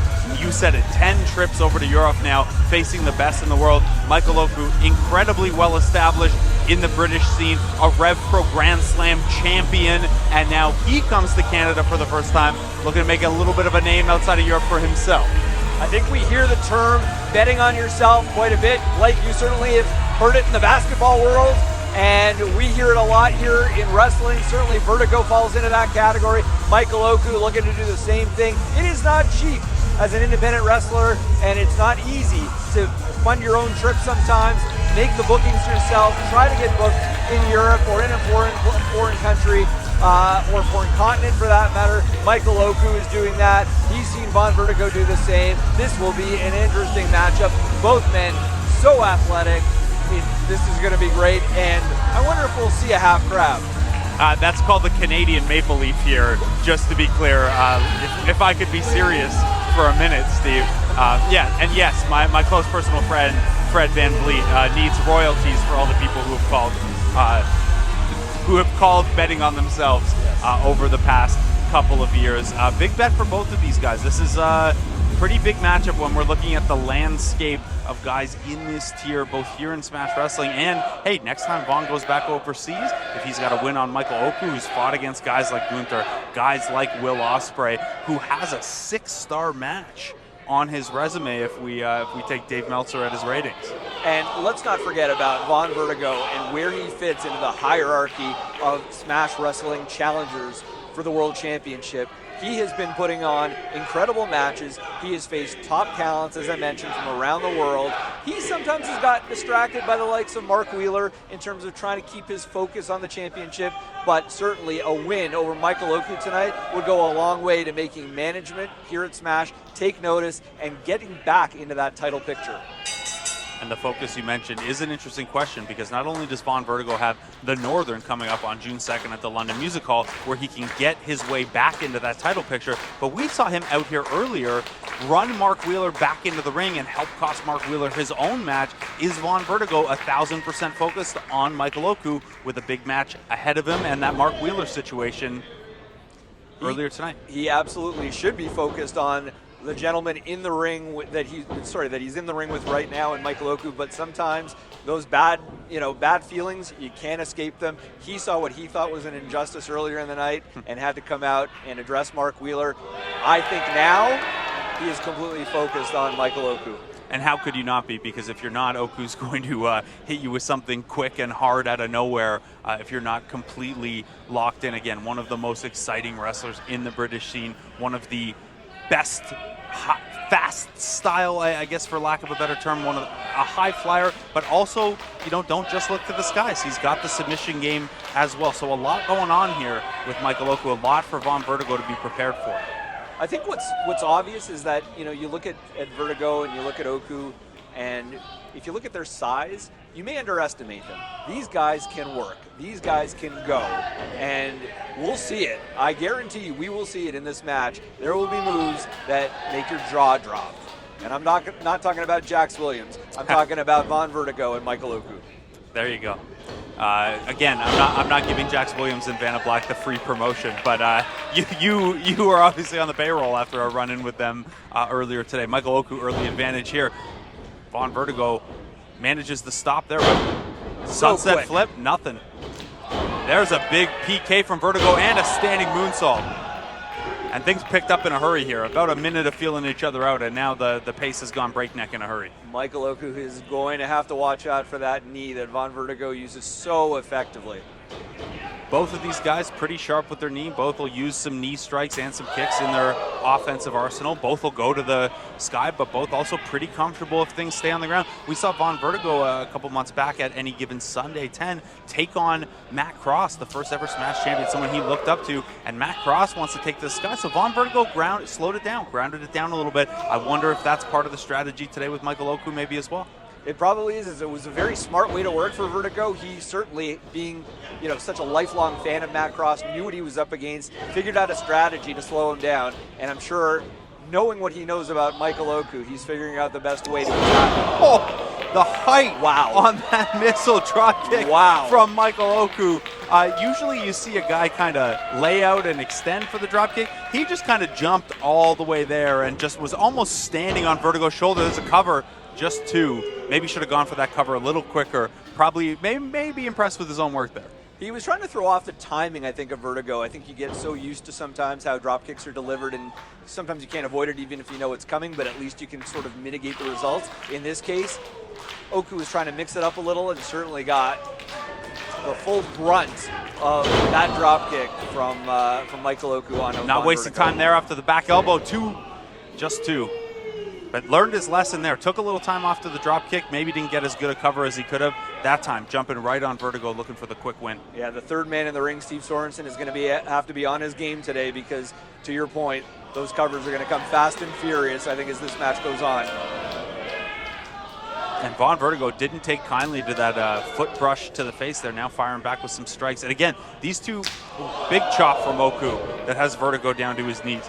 These two have not wrestled each other one-on-one before, but they have crossed paths a bunch of times, both in the scene and in multi-man matches and things like that. It's obviously different one-on-one versus in that scenario, but there is a familiarity component here. I think it'll take them some time, maybe not that much time, to feel each other out, kind of know what each other is up against, but certainly to your point, that studying that normally would require of an opponent that you've never seen before, you can probably skim through those pages a little faster. The crowd here getting familiar with Oku quickly and getting in his corner a little bit, chanting, "Let's go Oku, let's go Vertigo." Chants big drop kick from the V guy there and a clothesline to the outside of the ring. Going to the top, slingshot splash from Vertigo there, and he's up on the chairs, trying to get the crowd back firmly behind him instead of this split crowd that's appreciating both of them early on. Yeah, Vertigo certainly was the fan favorite coming out, and I believe I heard some boos when Oku was introduced, but he's turning those around with some of the high-flying action that we've seen here today. Vertigo, double springboard moonsault. Slingshot springboard moonsault, rather, I should say. Vertigo just getting two on that one. Oku arm across the ribs there, though. The moonsault coupled with the standing moonsault from earlier could be tough for Oku to catch his breath right here. That definitely slowed him down. He's struggling now to catch his breath. Is Michael Oku. You usually don't have to ask Oku to go up on top. He'll go up there willingly. Vertigo going to place him up there, deliver a forearm here. Let's see what Vertigo has in mind here. To your point from earlier, I think he's trying to keep things a little closer to the ground. Ooh, that was almost a high impact move. Oku able to get out of it. Vertigo avoids the knee. Ducks the clothesline. Oh boy! Oh. What a sequence there. Oku with a monster super kick, similar to the one we saw him almost take Von Vertigo's head off with last time these two matched up. Vertigo, though, using the momentum off of that kick to come back with that flying knee strike. Both men down now. Such a smart move and quick reaction by Vertigo to counter the offense of Michael Oku. Really getting these fans excited for this match. Not that they weren't already. Had to be pure instinct at that point, too. You know, you get hit with a kick like that, your lights might be flickering in and out, but you bounce off the ropes and the instinct, the muscle memory kicks in. I got to throw this knee. I got to throw this knee. And that gives him a second here to get his bearings. I think both men are trying to catch their breath a little here. We've certainly seen a lot of energy from these two men. European uppercut there from Vertigo. Some of the crowd likes it, some of it doesn't. I mean, he just came back from Europe. What did you expect? Are we going to be renaming that high drop kick from Oku the double-double then, or something? I know that was high on his list of first things to do once he got here. It was get it back at Timbits and then deliver that nasty shot to Von Vertigo's chin. Forearm right back from Vertigo, and another. Another uppercut, devastating. Big thigh kick from Oku. You want to slow a guy down, you want to take the power away from something like a running knee strike. That's only one, but leg kicks over the course of a match, that'll take away all your ability to push off. And you see it right there, even Vertigo trying to get a left kick in. Oku blocks it, manages to get a right kick in though, and then a spinning forearm. Oku just misses on that Pele kick. That was a smart strategy by Oku, but Vertigo here now just gets nailed with a roundhouse kick. Oku went for that Pele. I thought maybe he was going for it again. Goes Enziguri style instead. Quick half and half from Vertigo.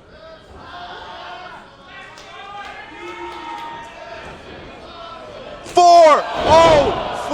Brain not found. That pounce knee strike from Oku. And now springboard moonsault. Right into the pin. Nearly had it. What a combination from Oku. The pounce knee strike, the 404, Vertigo's brain not found, but just enough of it left to get the kick out after that, I guess a top rope version of the lion salt, really. Yeah, that was an incredible move by Oku. Vertigo summoning all of his strength, anything that he had left to be able to kick out. This match continues, but certainly Oku with the upper hand here as it continues. Vertigo going to try to take a quick breather outside to get his wits about him. But as we saw when Oku did the same earlier, there is a risk to this when you're in this style of match and your opponent has some hops. It's smart, but Vertigo certainly has to be aware of what Oku is doing, and I wonder if this is a mistake. Oku soaking in the chants from the crowd. Maybe a little taken aback that this Toronto crowd is half Vertigo, half Oku. He's trying to get the beat from the crowd here. Meanwhile, Vertigo getting some of his strength back, trying to crawl back into the ring. He's still on the outside, though. He's back in now. Oku gave him the full period to kind of catch himself there. I didn't agree with that at all. Oh! What? Unbelievable. Oku. A high jump style running backflip onto Vertigo to the outside. I'm not sure I've ever seen anything like that. That type of approach, you're not whipping off the ropes for extra momentum. Full like Olympic high jump style approach there. I was just gonna say that was Olympic caliber, similar to what we're gonna see in Paris later. And that was the more traditional way to get from the inside to the outside. Vertigo hard bounce off the ropes, and a version of a standing version, I guess, of that Bonton bomb to the outside. Now looking for that big knee strike, maybe. The guy looking for the Shining Wizard. Oku catches him. Sweeps the leg for the takeover. You know what he's looking for here. This is the master of the half crab. He's looking to set it up, but again, taking a little bit too much time. Bounces back with the PK. Another springboard moonsault. Vertigo rolls out of it. Oku finds his feet. That was an incredibly athletic move off the top rope. Oh, Vertigo avoids him in the corner right into the execution. Smooth roll back into the corner. There we go. Again, looking for the Shining Wizard. Oku counters. He's got it. He's got that half crab. There's a reason we call him the master of the half crab. Not just how many ways he can get into it, but how many different variations, how he can keep an opponent from getting to the ropes here. Vertigo already pulling at the hair, biting on the fingers as he tries to get a little closer to the rope here. So quick on the part of Michael Oku to be able to apply that hold. Vertigo gets to the rope there to break it up. I don't think the crowd here at the Rec Room was very happy about that. It's a tough one. Not only has Oku won us over here a little bit with the athleticism, with the exciting style of offense here, but also that is a legendarily Canadian move. That move helped Lance Storm win the Saskatchewan Rules Championship, the 100 kilogram or less championship, the Canadian championship. I don't know if Oku is aware of the Canadian history of his submission move there. He's going to go up top, though, maybe looking for that 6-star frog splash. I think Oku looking to make a little Canadian history of his own here. Taking his time, giving Vertigo possibly a chance to recover here. There it is. Sees Vertigo move out of the way in time, lands on his feet, blocks the strike. Big cutter there, head to the knee, and then right back into the cutter. What's Oku looking for here? Vertigo reverses with a Yushigoroshi. Goes for the cover. Just the two there. Some nice counters back and forth, and these guys have not lost a beat this far into the match. Vertigo maybe going to look to go up top here again. They have not. They know, both of them know that they need to keep the pedal to the metal and keep the momentum going, because if you give the other guy a chance to recover, that might cost you the match. Oku with a jumping foot strike there to take Vertigo down as he was going up top. The height on that thing is incredible. Oku now up top with Vertigo. He's on the top rope. Vertigo seated on it. What are we going to see here? Vertigo with strikes to the midsection. Oku maybe looking for a Hurricane Rana or something. Vertigo now has the fireman's carry position from that second rope. This is dangerous. Wow. Oh, drops Oku back over the rope. Such a smart move by Vertigo. Able to lift Oku up on his shoulders and just drop him. Up top. Oh, the Vonton bomb. Oku gets down to the mat and gets the knees up. Big drop kick into the corner. The height he got on that. And now he's going back up top. Maybe time for that frog splash. 6-star frog splash.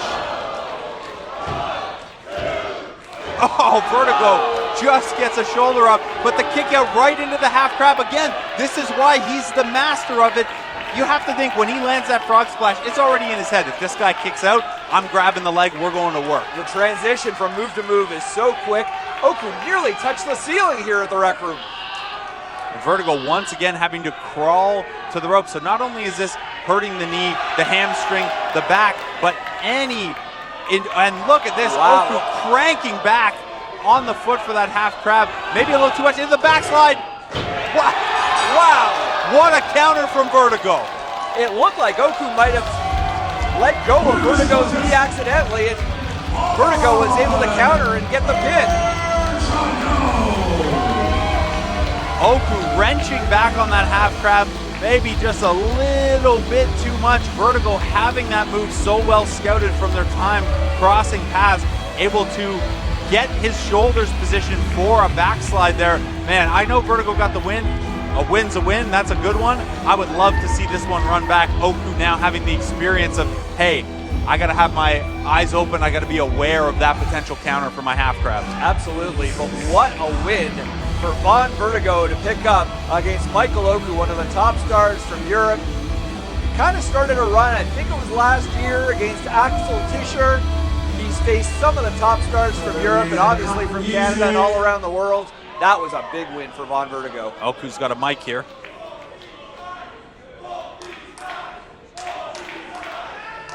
Crowd chanting for, and I quote, both these guys. Always a nice post-match chant. first time I met Vaughn Vertigo. By the way, hello Toronto. We're doing our intros now. The first time I met Vaughn Vertigo was in 2018. And I knew him as a hungry Canadian that was looking for opportunities.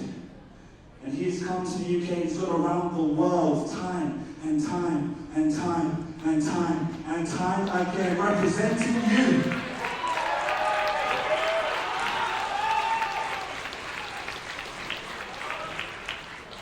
Well, that was one of my toughest battles, proven by the point that you got the victory. But I want everyone to know that in my opinion, for whatever that is worth, I don't think that there is a harder working Canadian wrestler in this planet than Vaughn Vertigo.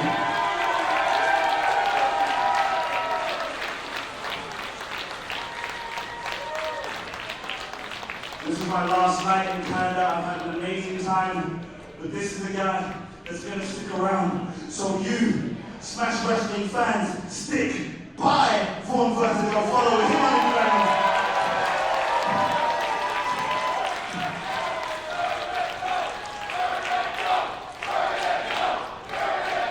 Certainly inspirational words. The ring's all yours. A great show of respect from Michael Oku after taking the loss here to Vaughn Vertigo. They hug in the ring. You can find more of Michael Oku, hopefully back here in Smash someday soon. He's headed for his CMLL debut in June. And Vaughn Vertigo, of course, we will see in round 1 of the Northern against Brent Banks. Another match where this Smash crowd is probably going to be pretty split. It might be another both these guys situation. Oh no. What's happening here? Mark Wheeler just ran into the ring. Oh, and he is all over Vertigo. Putting the boots to Vertigo. Vertigo, in Mark Wheeler's estimation, costing him his match earlier, even though we both know Wheeler was trying to walk away and get counted out anyway. And Michael Oku coming back to try to save Vertigo here. Wheeler is heading for the hills. There is no love lost between Vaughn Vertigo and the Golden Gun Mark Wheeler. And look, at some point, Vaughn Vertigo and Mark Wheeler are going to have to sort this out. It has been months of them chasing each other, taunting each other, costing each other matches, attacks like this. They're not matched up in the first round of the Northern. Maybe they see each other in that 5-man final. But here we have it, June 30th, back here at the Rec Room in Toronto at Put Up or Shut Up. We are finally going to see Vaughn Vertigo and Mark Wheeler settle this one-on-one.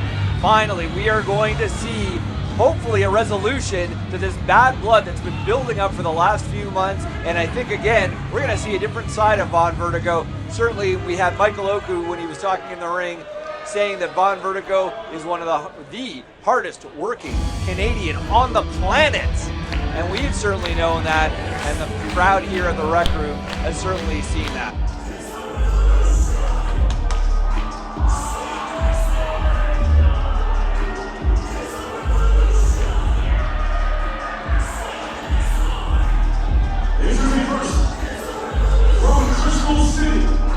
The team of TJ Evans and Chael Connors, Critical X Revolution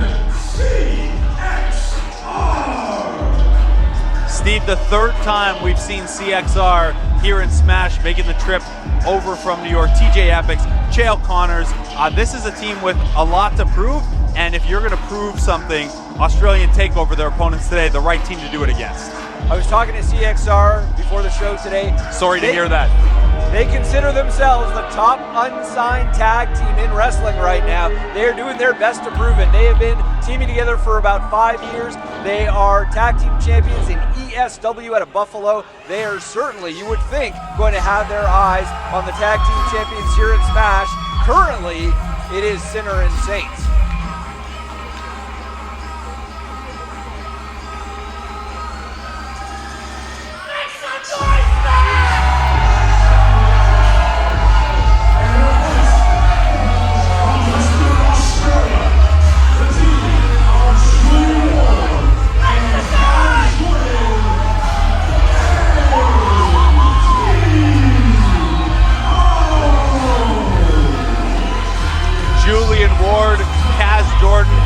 Could not be less similar in terms of appearance, in terms of attitude, but what they do in the ring together, perfectly complementary. One of the top teams here in Smash ever since they came over to Canada from Australia about a year and a half ago. They've had a lot of success. They were even able to get on a Ring of Honor show when AEW came to town.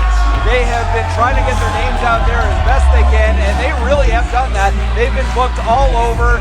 They've only got a few more weeks here in Canada before they return to Australia, and they're certainly looking to make a name for themselves against one of the top teams on the independent circuit in CXR. Yeah, a bit of a 2-year kind of residency here in Canada for them. They made their names all over this country, and here in Smash, they've made their name as singles wrestlers and as a tag team. Certainly a little more known for their tag team wrestling, but we've seen Kaz Jordan in singles action. We've seen Julian Ward in singles action. These two, more than the sum of their parts, I think. Nice singles wrestlers, but a very, very strong tag team. For sure. They have really gelled. They know each other quite well from back home, obviously. They know each other's moves, and that's a big key to their success. And you can say the same thing about CXR. Like I said, they've been together for 5 years. They move together quite well. They have some, which you may see, some really good tag team moves. Both teams do, so we'll probably see that today, but you'll get a good impression of how well both of these teams work together. Yeah, CXR, sometimes it seems like when the match breaks down and all 4 guys are flying around, you know, we know that to the best efforts of our officials, that sometimes happens in tag team wrestling. Those two seem to share a brain when it comes to that tandem offense, and I do mean that as an insult, but I mean it as a compliment in terms of those tag team maneuvers. ATO, of course, very deep in their bag of tandem maneuvers as well. I was going to ask who's using it today. We have Shale Connors in the ring against Julian Ward right now. Oh, that is quite the forearm strike to start this one off. Kaz Jordan in the corner, having a tag howl, there. having a howl with the crowd. Drop toe hold. Kaz Jordan quick off the ropes with a leg drop. These guys are fast. So fast that TJ Epics didn't even quite have time to get into the ring to break that cover up, but Chael Connors kicking out at 1 anyway, and he's going to slow things down a little bit here. Now, TJ Epics is not a guy when things are going well to slow things down. He is the self-proclaimed highlight, not of the night, the highlight of every night. But he's going to want to slow things down here, and Kaz Jordan catches him with an arm drag. Another quick tag to Julian Ward.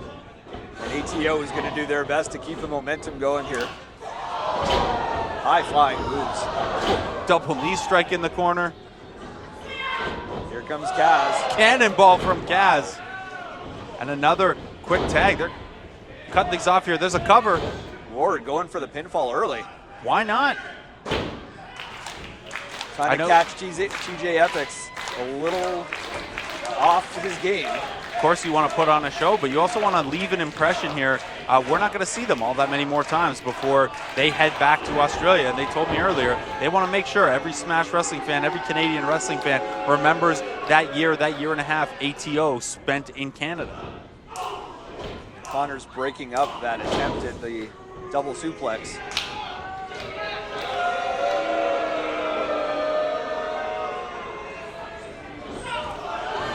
Connors and Epics on the same page there, but ATO read that page ahead of time, catching them off at the pass with forearms. They're both caught in the ropes now.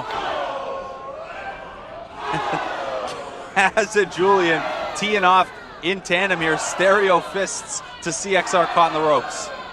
I think if you look early on, I think you would certainly agree that Australian Takeover has the advantage over CXR pretty early on in this match. Let's see if CXR can turn it around. This is, again, CXR have not had, their moment in Smash yet. Still looking to get their footing here. Big strikes from Kaz and Julian there. But this is a team that is in CXR that's very well accomplished outside of Smash Wrestling. Like you said earlier, they think they're the best unsigned tag team. They think they're next. Reverse super kick there, and there you see it. Chael Connors pulling TJ Epics out of the ring just in time, so Kaz Jordan hits Julian Ward with that super kick.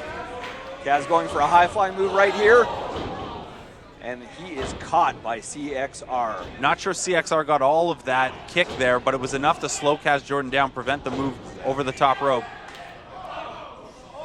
Kaz looking for a strike in the corner, and again, you see CXR on the same page here. Kaz Jordan seeing 4 members of CXR right now.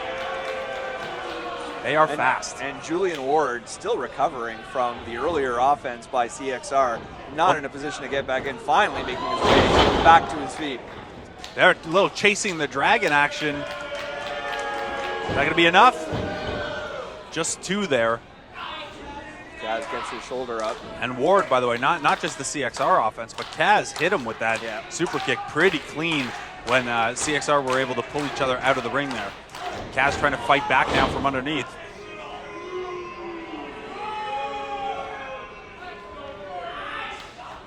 Epic's working over that left arm. Going to try to cut off the ring here, do exactly what ATO were doing to them. Gives the tag to Chael. Good tandem offense here by CXR. A 360 double axe handle to the arm. Probably more sizzle than steak with that one, but fun nonetheless. And Connor's preening to the crowd. Yeah. Julian Ward came in to break that up just in case, but Kaz up at 1.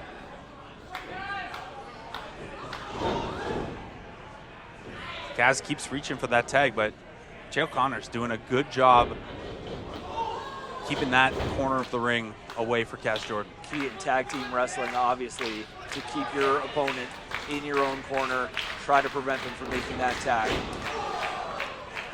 Kaz Jordan certainly feeling the brunt of the offense by CXR. Looks like Julian Ward has recovered, and he's just waiting to get tagged in, but as we mentioned, CXR doing a good job of preventing that from occurring. Yeah, got to have a hand on that tag rope to make a legal tag, so he has to stand there and watch Chael Connors give himself a round of applause for keeping Kaz Jordan grounded.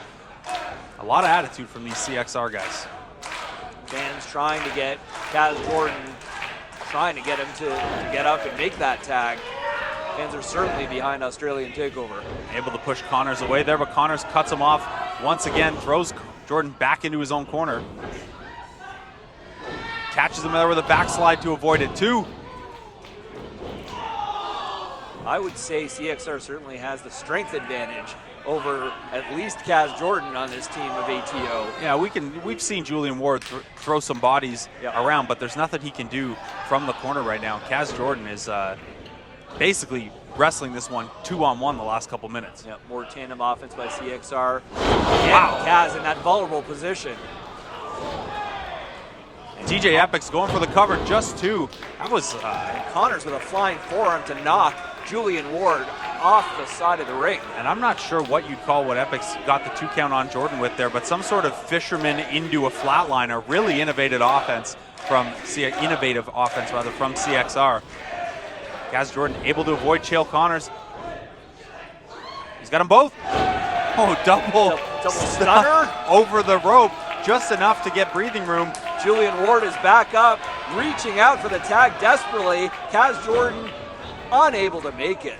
But he pushes up both members of CXR. He gets back. Julian Ward's got the tag over the top rope. Ducks a clothesline. Big jumping elbow. Fights off the strike. Couple palm strikes of his own. And one more for Chael Connors. Julian Ward in control now. Back elbow. Those left-handed strikes are powerful. Another back elbow there. Now he turns his attention to TJ Epic. Big back body drop. Look at that height that Julian Ward got on that body drop. Uranagi, sit out Uranagi from Julian Ward. There's a cover too. Almost had him. Julian Ward doing all he can to get his team back into this match. That's among the hotter hot tags you'll see. Julian Ward absolutely cleaning house after an extended period of Kaz Jordan getting the 2-on-1 treatment. Tags Jordan back in here. I don't know if he's fully caught his breath, but this is the only way for ATO to be able to get back into that tandem offense that makes them so effective. It doesn't seem to be. Chael Connors cuts that off, and TJ Epic's able to turn it into a tornado DDT. Ward once again on his own, but I believe, is Kaz Jordan the legal man? Yes, Kaz Jordan's the legal man, but there's a super kick into a German suplex. I talked earlier, Critical X Revolution, all of this tandem offense. The second this match breaks down, I know they did a great job cutting off the ring, working 2-on-1 on Kaz Jordan in the corner, but this is where they really thrive. When it's chaos time, there's a cannonball from TJ Epic's. Got him up for a fireman's carry here. Death Valley driver setting Connors up for something. Epic's goes over the top rope to keep Julian Ward at bay. And maybe Connors is just up there just to flex. I think there's something coming here from the top rope from Chael Connors. Big smile as he goes for the swanton, but Kaz Jordan gets the knees up. He's got no one to tag here. Look to the corner for Julian Ward, but instead, he's going to try to get this crowd support instead. Kaz Jordan off the ropes. He's going to fly. Wow. Incredible athleticism from Kaz Jordan. And he is now feeling it from the crowd.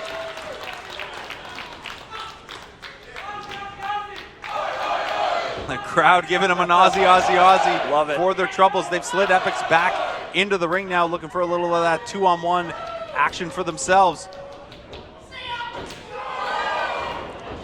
Oh, the Rainmaker. That super kick into a Rainmaker. Kaz Jordan is going to go up top here. Big splash from Kaz Jordan. That'll do it. What a win. Tax return combo for ATO. Where's this contest?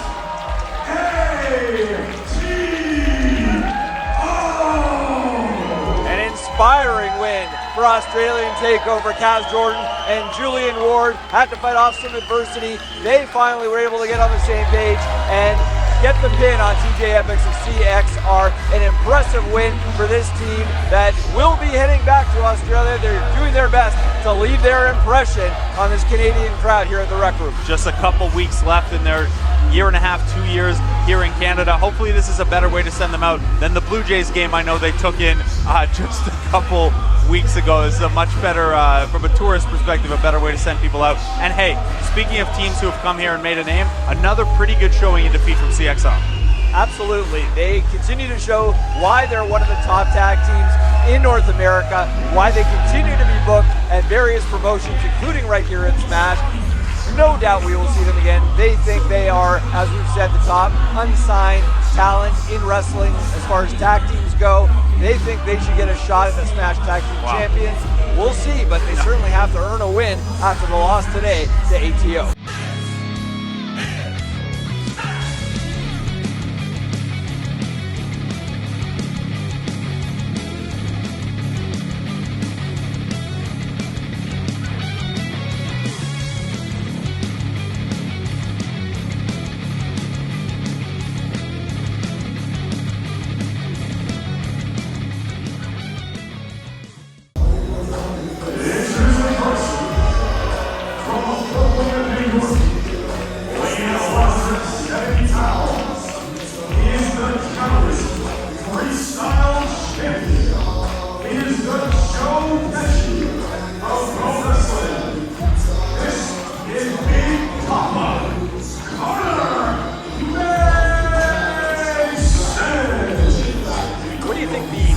Of professional wrestling refers to, like?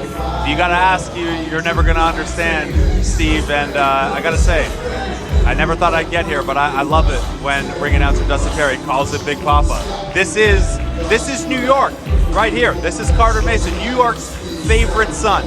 Smash's maybe least favorite son. Now, Smash wrestling fans will remember when Carter Mason was known as the King of the North, as in Canada.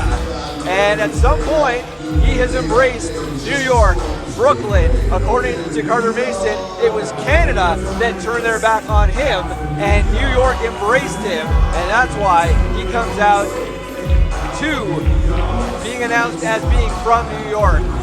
As I understand it, he is from New York. This is what he told me. I have no reason journalistically to doubt that he is from New York. He is the king of New York. He is New York's favorite son. He is the Catalyst Freestyle Champion. That one I've backed up. That is definitely provable. As far as the rest of it, I'd have to look into that King of the North thing.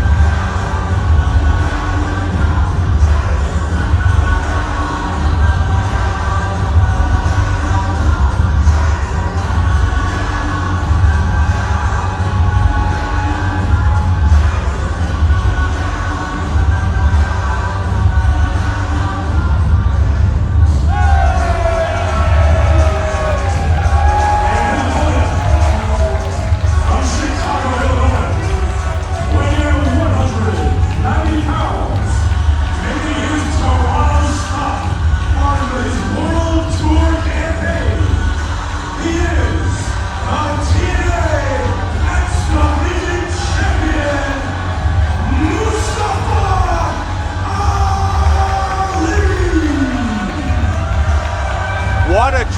This is going to be what a match this is going to be. The TNA X Division champion is here. He has wanted to create a better wrestling for us. This is part of the Mustafa Ali 2024 World Tour campaign, the Toronto stop. Steve, you've got to be fired up about this one. I am. I have known Mustafa Ali for a few years.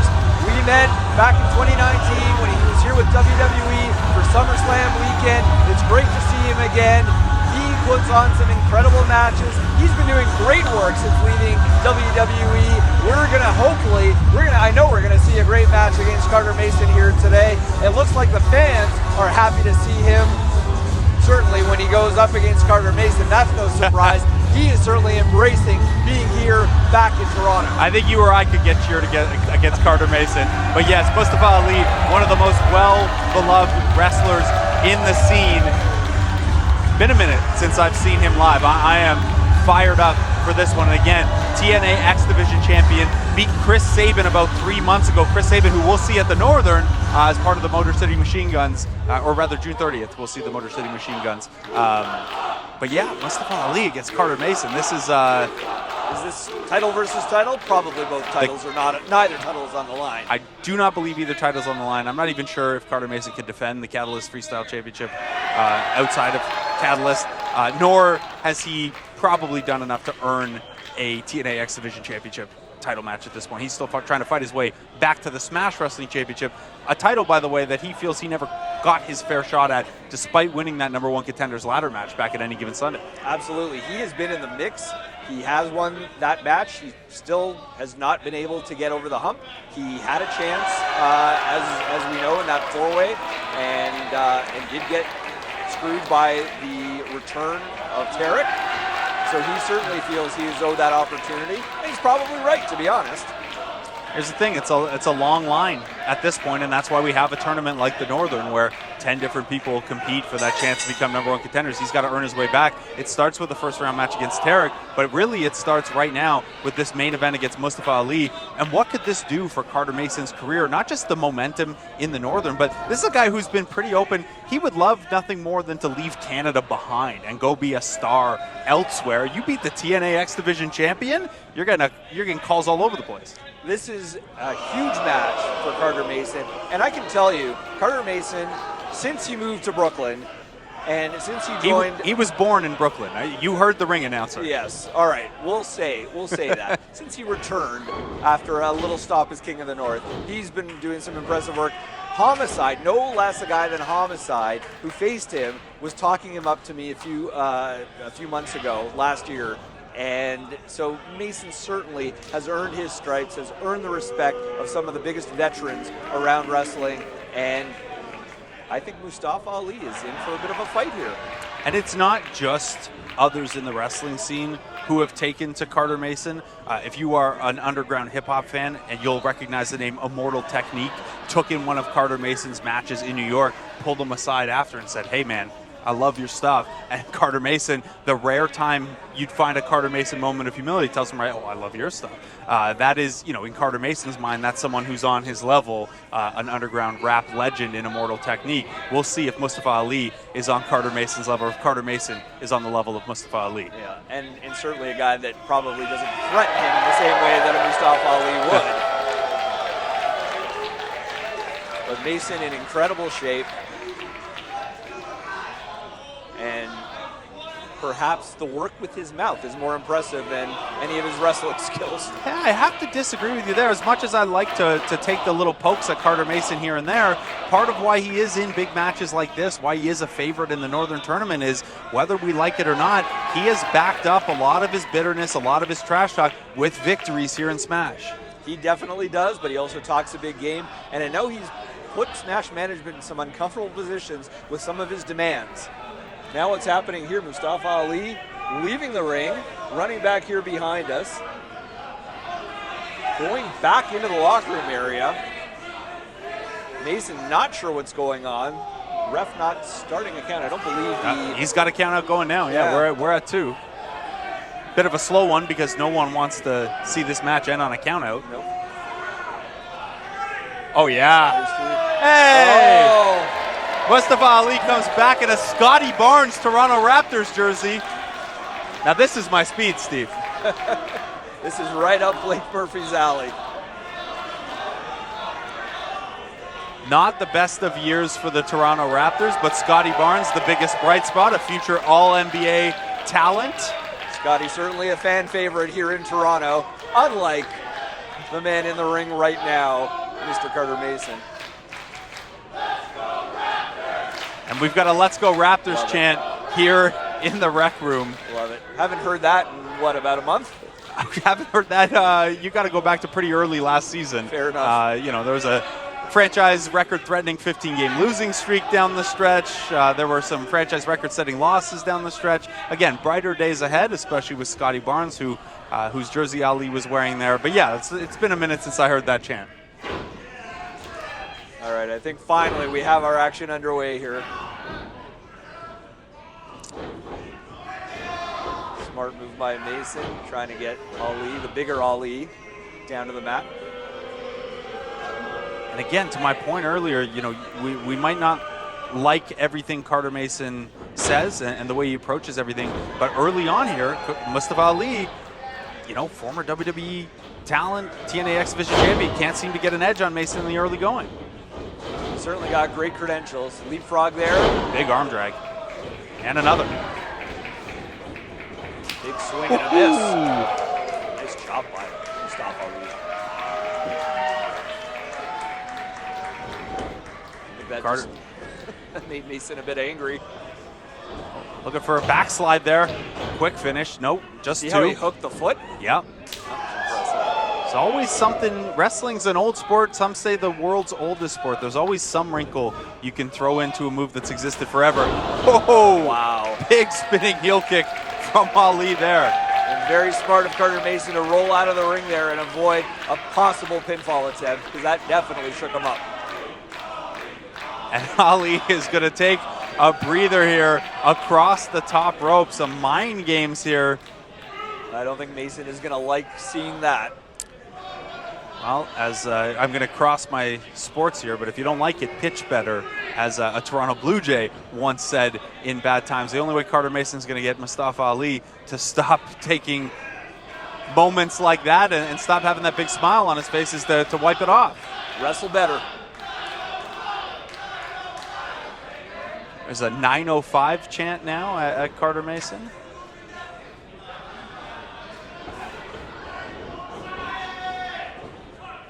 Mason apparently pulling the hair. Mustafa Ali trying to get referee Steve Sorensen's attention. And now he's getting called J-Rock as well. People are mixing the references all over the place, so I don't mind mixing my basketball, baseball, and wrestling ones. Nice head scissors there from Ali, and Kip's back up.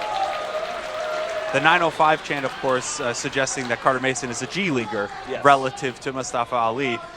He seemed to think it was a straight area code thing. Brooklyn's got a couple different area codes. I'm not sure if he's a 718 guy or what, but big chop again from Ali. Ali definitely with the size and strength advantage over Mason. And in control early on here. Again, Ali comes in with elite credentials, the best credentials you can have, basically. But I did think Carter Mason would give him a run for his money, given the run he's been on. But this has been all out. There we go. Ali looking for a slingshot move, and Carter Mason pushes him off, head first off the apron, and Mason has a moment here. But this is what has cost Carter Mason a little bit. This is why maybe he's not all the way in the title picture. Yes, there's been some run-ins, there have been some shenanigans, but you just got your moment against Mustafa Ali. You got a window there, and you take too much time to let the crowd know about it. You've got one of the top talents in the world as your opponent. You better keep your focus. Back on the attack here, but again, playing to the crowd more than he should be on top of Ali right now. You don't get opportunities like this often against Mustafa Ali, where he's down on the outside of the ring. You can deliver some strikes. You can use that apron as a weapon. Stay on top of him. Don't worry about the crowd. You know at this point the Smash Wrestling crowd doesn't like you. You talk about it all the time. get a win here. Stick it in their face. Yeah, Mustafa Ali is one of the best conditioned athletes in wrestling. You give him even a few seconds, he'll recover from any beating that you're trying to inflict on him. Mason cannot afford to let Ali recover. He needs to stay on him and stay on him hard. Mason with a quick slide into the ring there to reset the referee's count so he can continue to work on the outside here. But again, playing more to the crowd, as much to the crowd as Ali. Rolls Ali back in now here after a forearm. But again, he's talking his talk, and I get it. This is a part of his personality. He feeds off of it, but you got to be careful in a match like this. Yeah, if you want to get back into the title picture, which Carter Mason certainly does, you need to keep your focus and really try to go for the win here. Ali countering a couple of strikes here. Mason reverses the Irish whip. Ali off the ropes, ducks a clothesline. Big jumping knee from Mason. Knee from Mason. That's definitely stunned Mustafa Ali. Took a little long maybe to go for that pin attempt. Just two there. Good job hooking the leg late, but again, yeah, you're right. He playing to the crowd instead of going for the cover. Don't know that would have got it anyway, but here we go. Looking to cut Ali's breath off a little bit more here. You mentioned Ali's conditioning. This is one way to try to even out that advantage, working with a side headlock here. And that's another advantage also, to getting right in there on the pin attempt and not let Ali a chance to recover. Ali's strong enough to be able to get back to a vertical base here.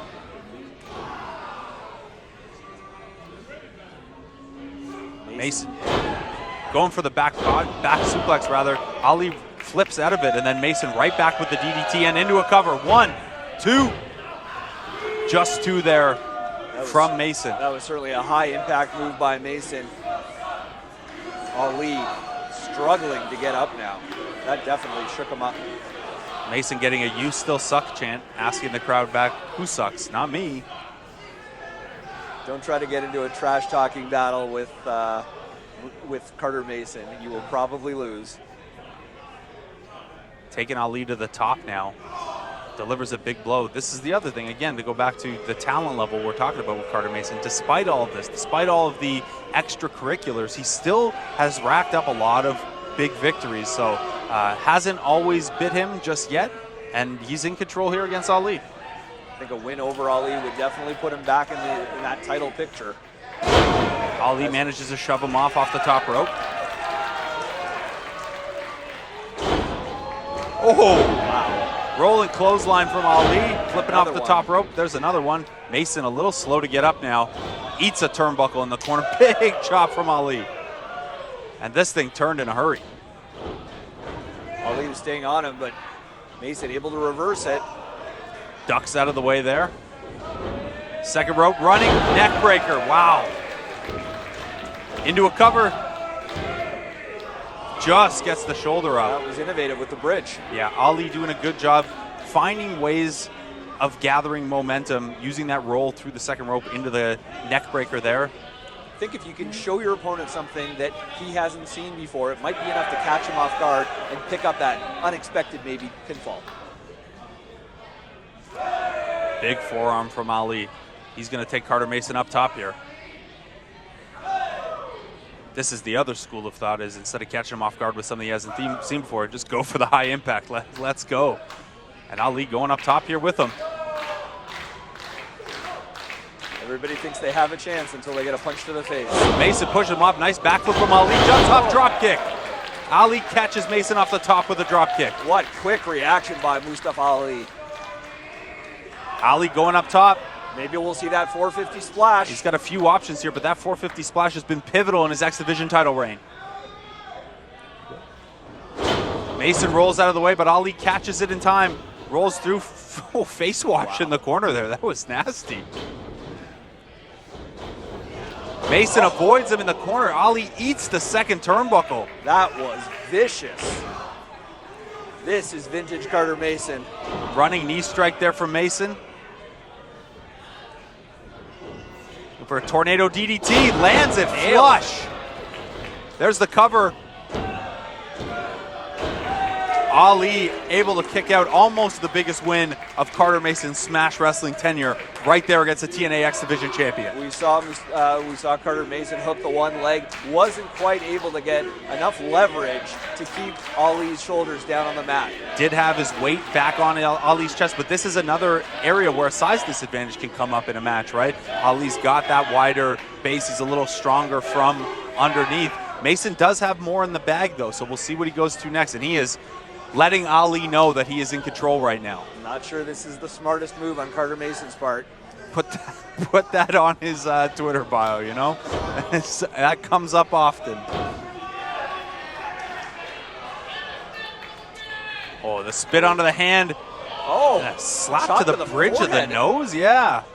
Now back to the chest here. But that seemed to, yeah, that one that caught more of Ali's face seemed to fire him up. He's up, ducks one, and big chop to the back. Definitely seemed to shake up Mason now. Ali goes on the offense here. Mason reverses the Irish whip. Ali ducks the clothesline back off the ropes. Mason throws him out, but Ali lands on his feet, sliding through the bottom rope. Mason with a bit of a suicide dive, doesn't get all of it, but rolls Ali back into the ring here. I want to say Mason, as a smaller athlete, is so good at using another athlete's momentum against him. Ali, oh, and that's a flush landing suicide dive. That's getting all of it. That's one of the best we've seen here. High impact maneuver from Mustafa Ali on Carter Mason.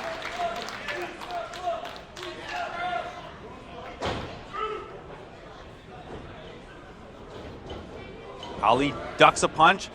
Goes from a Uranagi hold into a deadlift German. What a combo from Ali. Wow. Mason flips him over with a clothesline. They both ate some of that one. Both men go down. But Mustafa Ali showing some incredible strength here in this match against Carter Mason.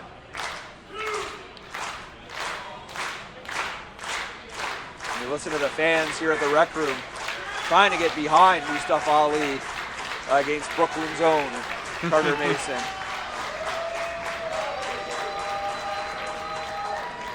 Right back where we started. Both men trading blows right in the center of the ring now. Not much behind that forearm from Carter Mason. Ali came in probably better regarded as a striker, and at this stage in the match with the fatigue setting in, getting a little bit more of these forearms. No question. There's a series of them. Mason reverses another Irish whip, ducks too quick though. Ali with the boot. Mason answers back with a super kick. Ali with a super kick of his own. Mason avoids a power bomb, comes up with a super kick, looking for that. Looked like he was going for a power bomb of his own. Ali. What are we gonna see here? Sharpshooter. And Ali's got all this. The tongue is out. He's sitting firmly on Mason's lower back, wrenching back on that left knee. And Mason is in the center of the ring. Crowd chanting for Mason to tap. Oh, Mason pulls the hair of Ali to reverse it. TKO. Mason going for the cover. Just a 2 count. Again, I have to say that cover, just hooking the one leg, is not going to be enough to pin Mustafa Ali. Man, we get a look at Carter Mason's back there, and it is welted up. This has been a physical match. I mean, I know people think of these guys as well-rounded guys, but we tend to think of them more as guys who will take to the air, be a little more speed-oriented. This has been very hard-hitting. Carter Mason wondering what he's got to do at this point. He's going to try to take Ali to the top. Mustafa Ali really showing what an impressive striker he is. And Ali's chops to the back. Ali's head stuck, a cheeky kick there from Carter Mason. And now flipping off the rec room crowd, looking for another. Ali looks dazed here. Yeah, he's on Dream Street. Mason looking for that Rikers Island powerbomb. Ali flips out of it. What a way to avoid that. Ali ducks the corner attack. Big kick to the head. Ali now going to the top rope. And Ali reverses sunset. Wow. Looked like Mason was ready for him. And the backflip to the top rope for Mustafa Ali. Here we go. We know what's coming here. 450 splash. 1, 2, 3. Good night, Carter Mason. Mustafa Ali with a big, impressive win over the Carter Mason. The TNA X Division Champion, Mustafa Ali. What a main event here at Smash Wrestling today. Mustafa Ali coming up victorious. Hey, listen. As much as I want to celebrate my hometown of Toronto, I really gotta get going. But before I do, ladies and gentlemen, I just want to say, all of you are awesome. This promotion is awesome. The fans are awesome. Everyone is awesome, except that asshole. No argument here. But I'm trying to be more positive in my life. So I think even an asshole deserves a second chance. I believe even an asshole, you can do something nice for him once in a while. So ladies and gentlemen, tonight I have brought a gift for this asshole. And this gift, it's wild. This gift is crazy. Somebody even say, this gift is psycho. What? Mustafa Ali handing Carter Mason a big loss and handing him what looks to be an impending beatdown from the Smash World Champion, Psycho Mike. I think Mike's grabbing the mic. Mike grabbing the mic. Let's see what he has to say to Carter Mason, who he faced in London last month.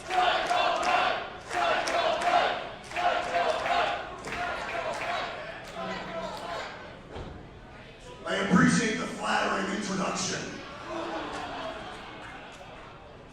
But as for you, Carter, I don't know if this is a nicotine pouch talking, but I kind of want to kick your ass right now.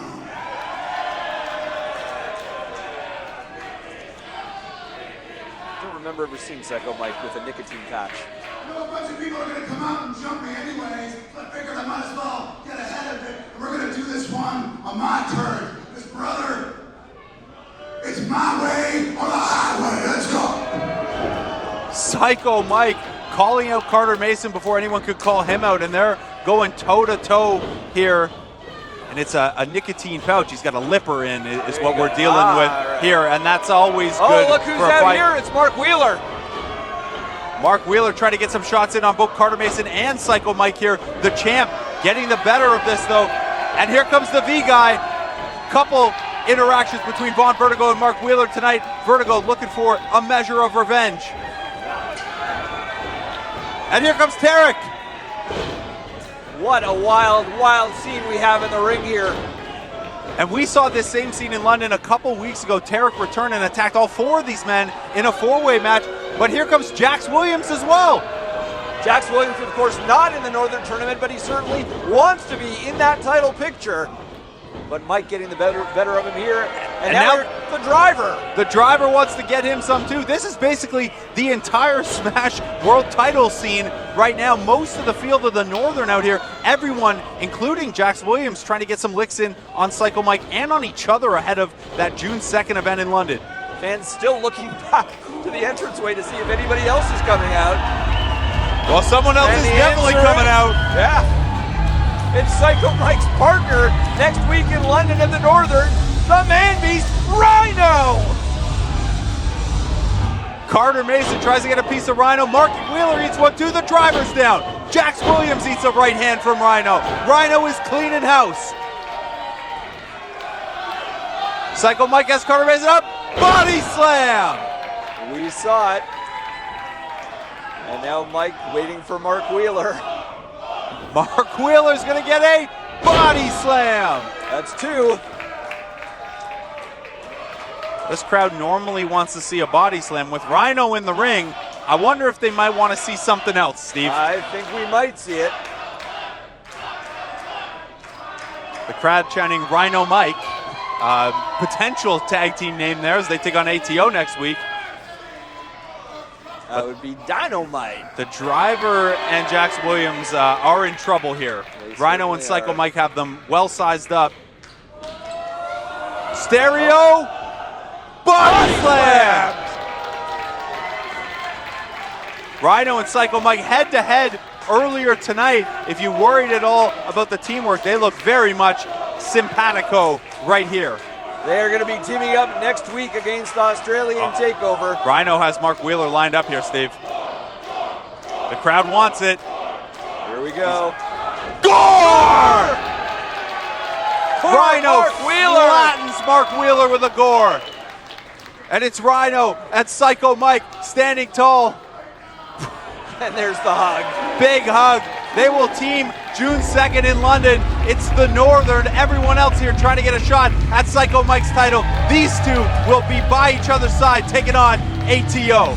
Cannot wait. Make sure you join us in London next week at the Music Hall.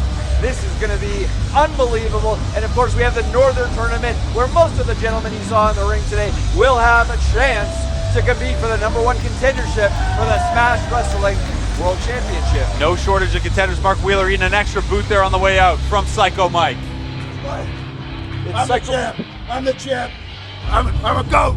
I'm a goat. He's a goat and a champ and a psycho and any other positive superlative you can lay him. He is our Smash World Champion, Psycho Mike. The Northern next week. 10 guys vying to be the guy taking a shot at Psycho Mike at Super Showdown.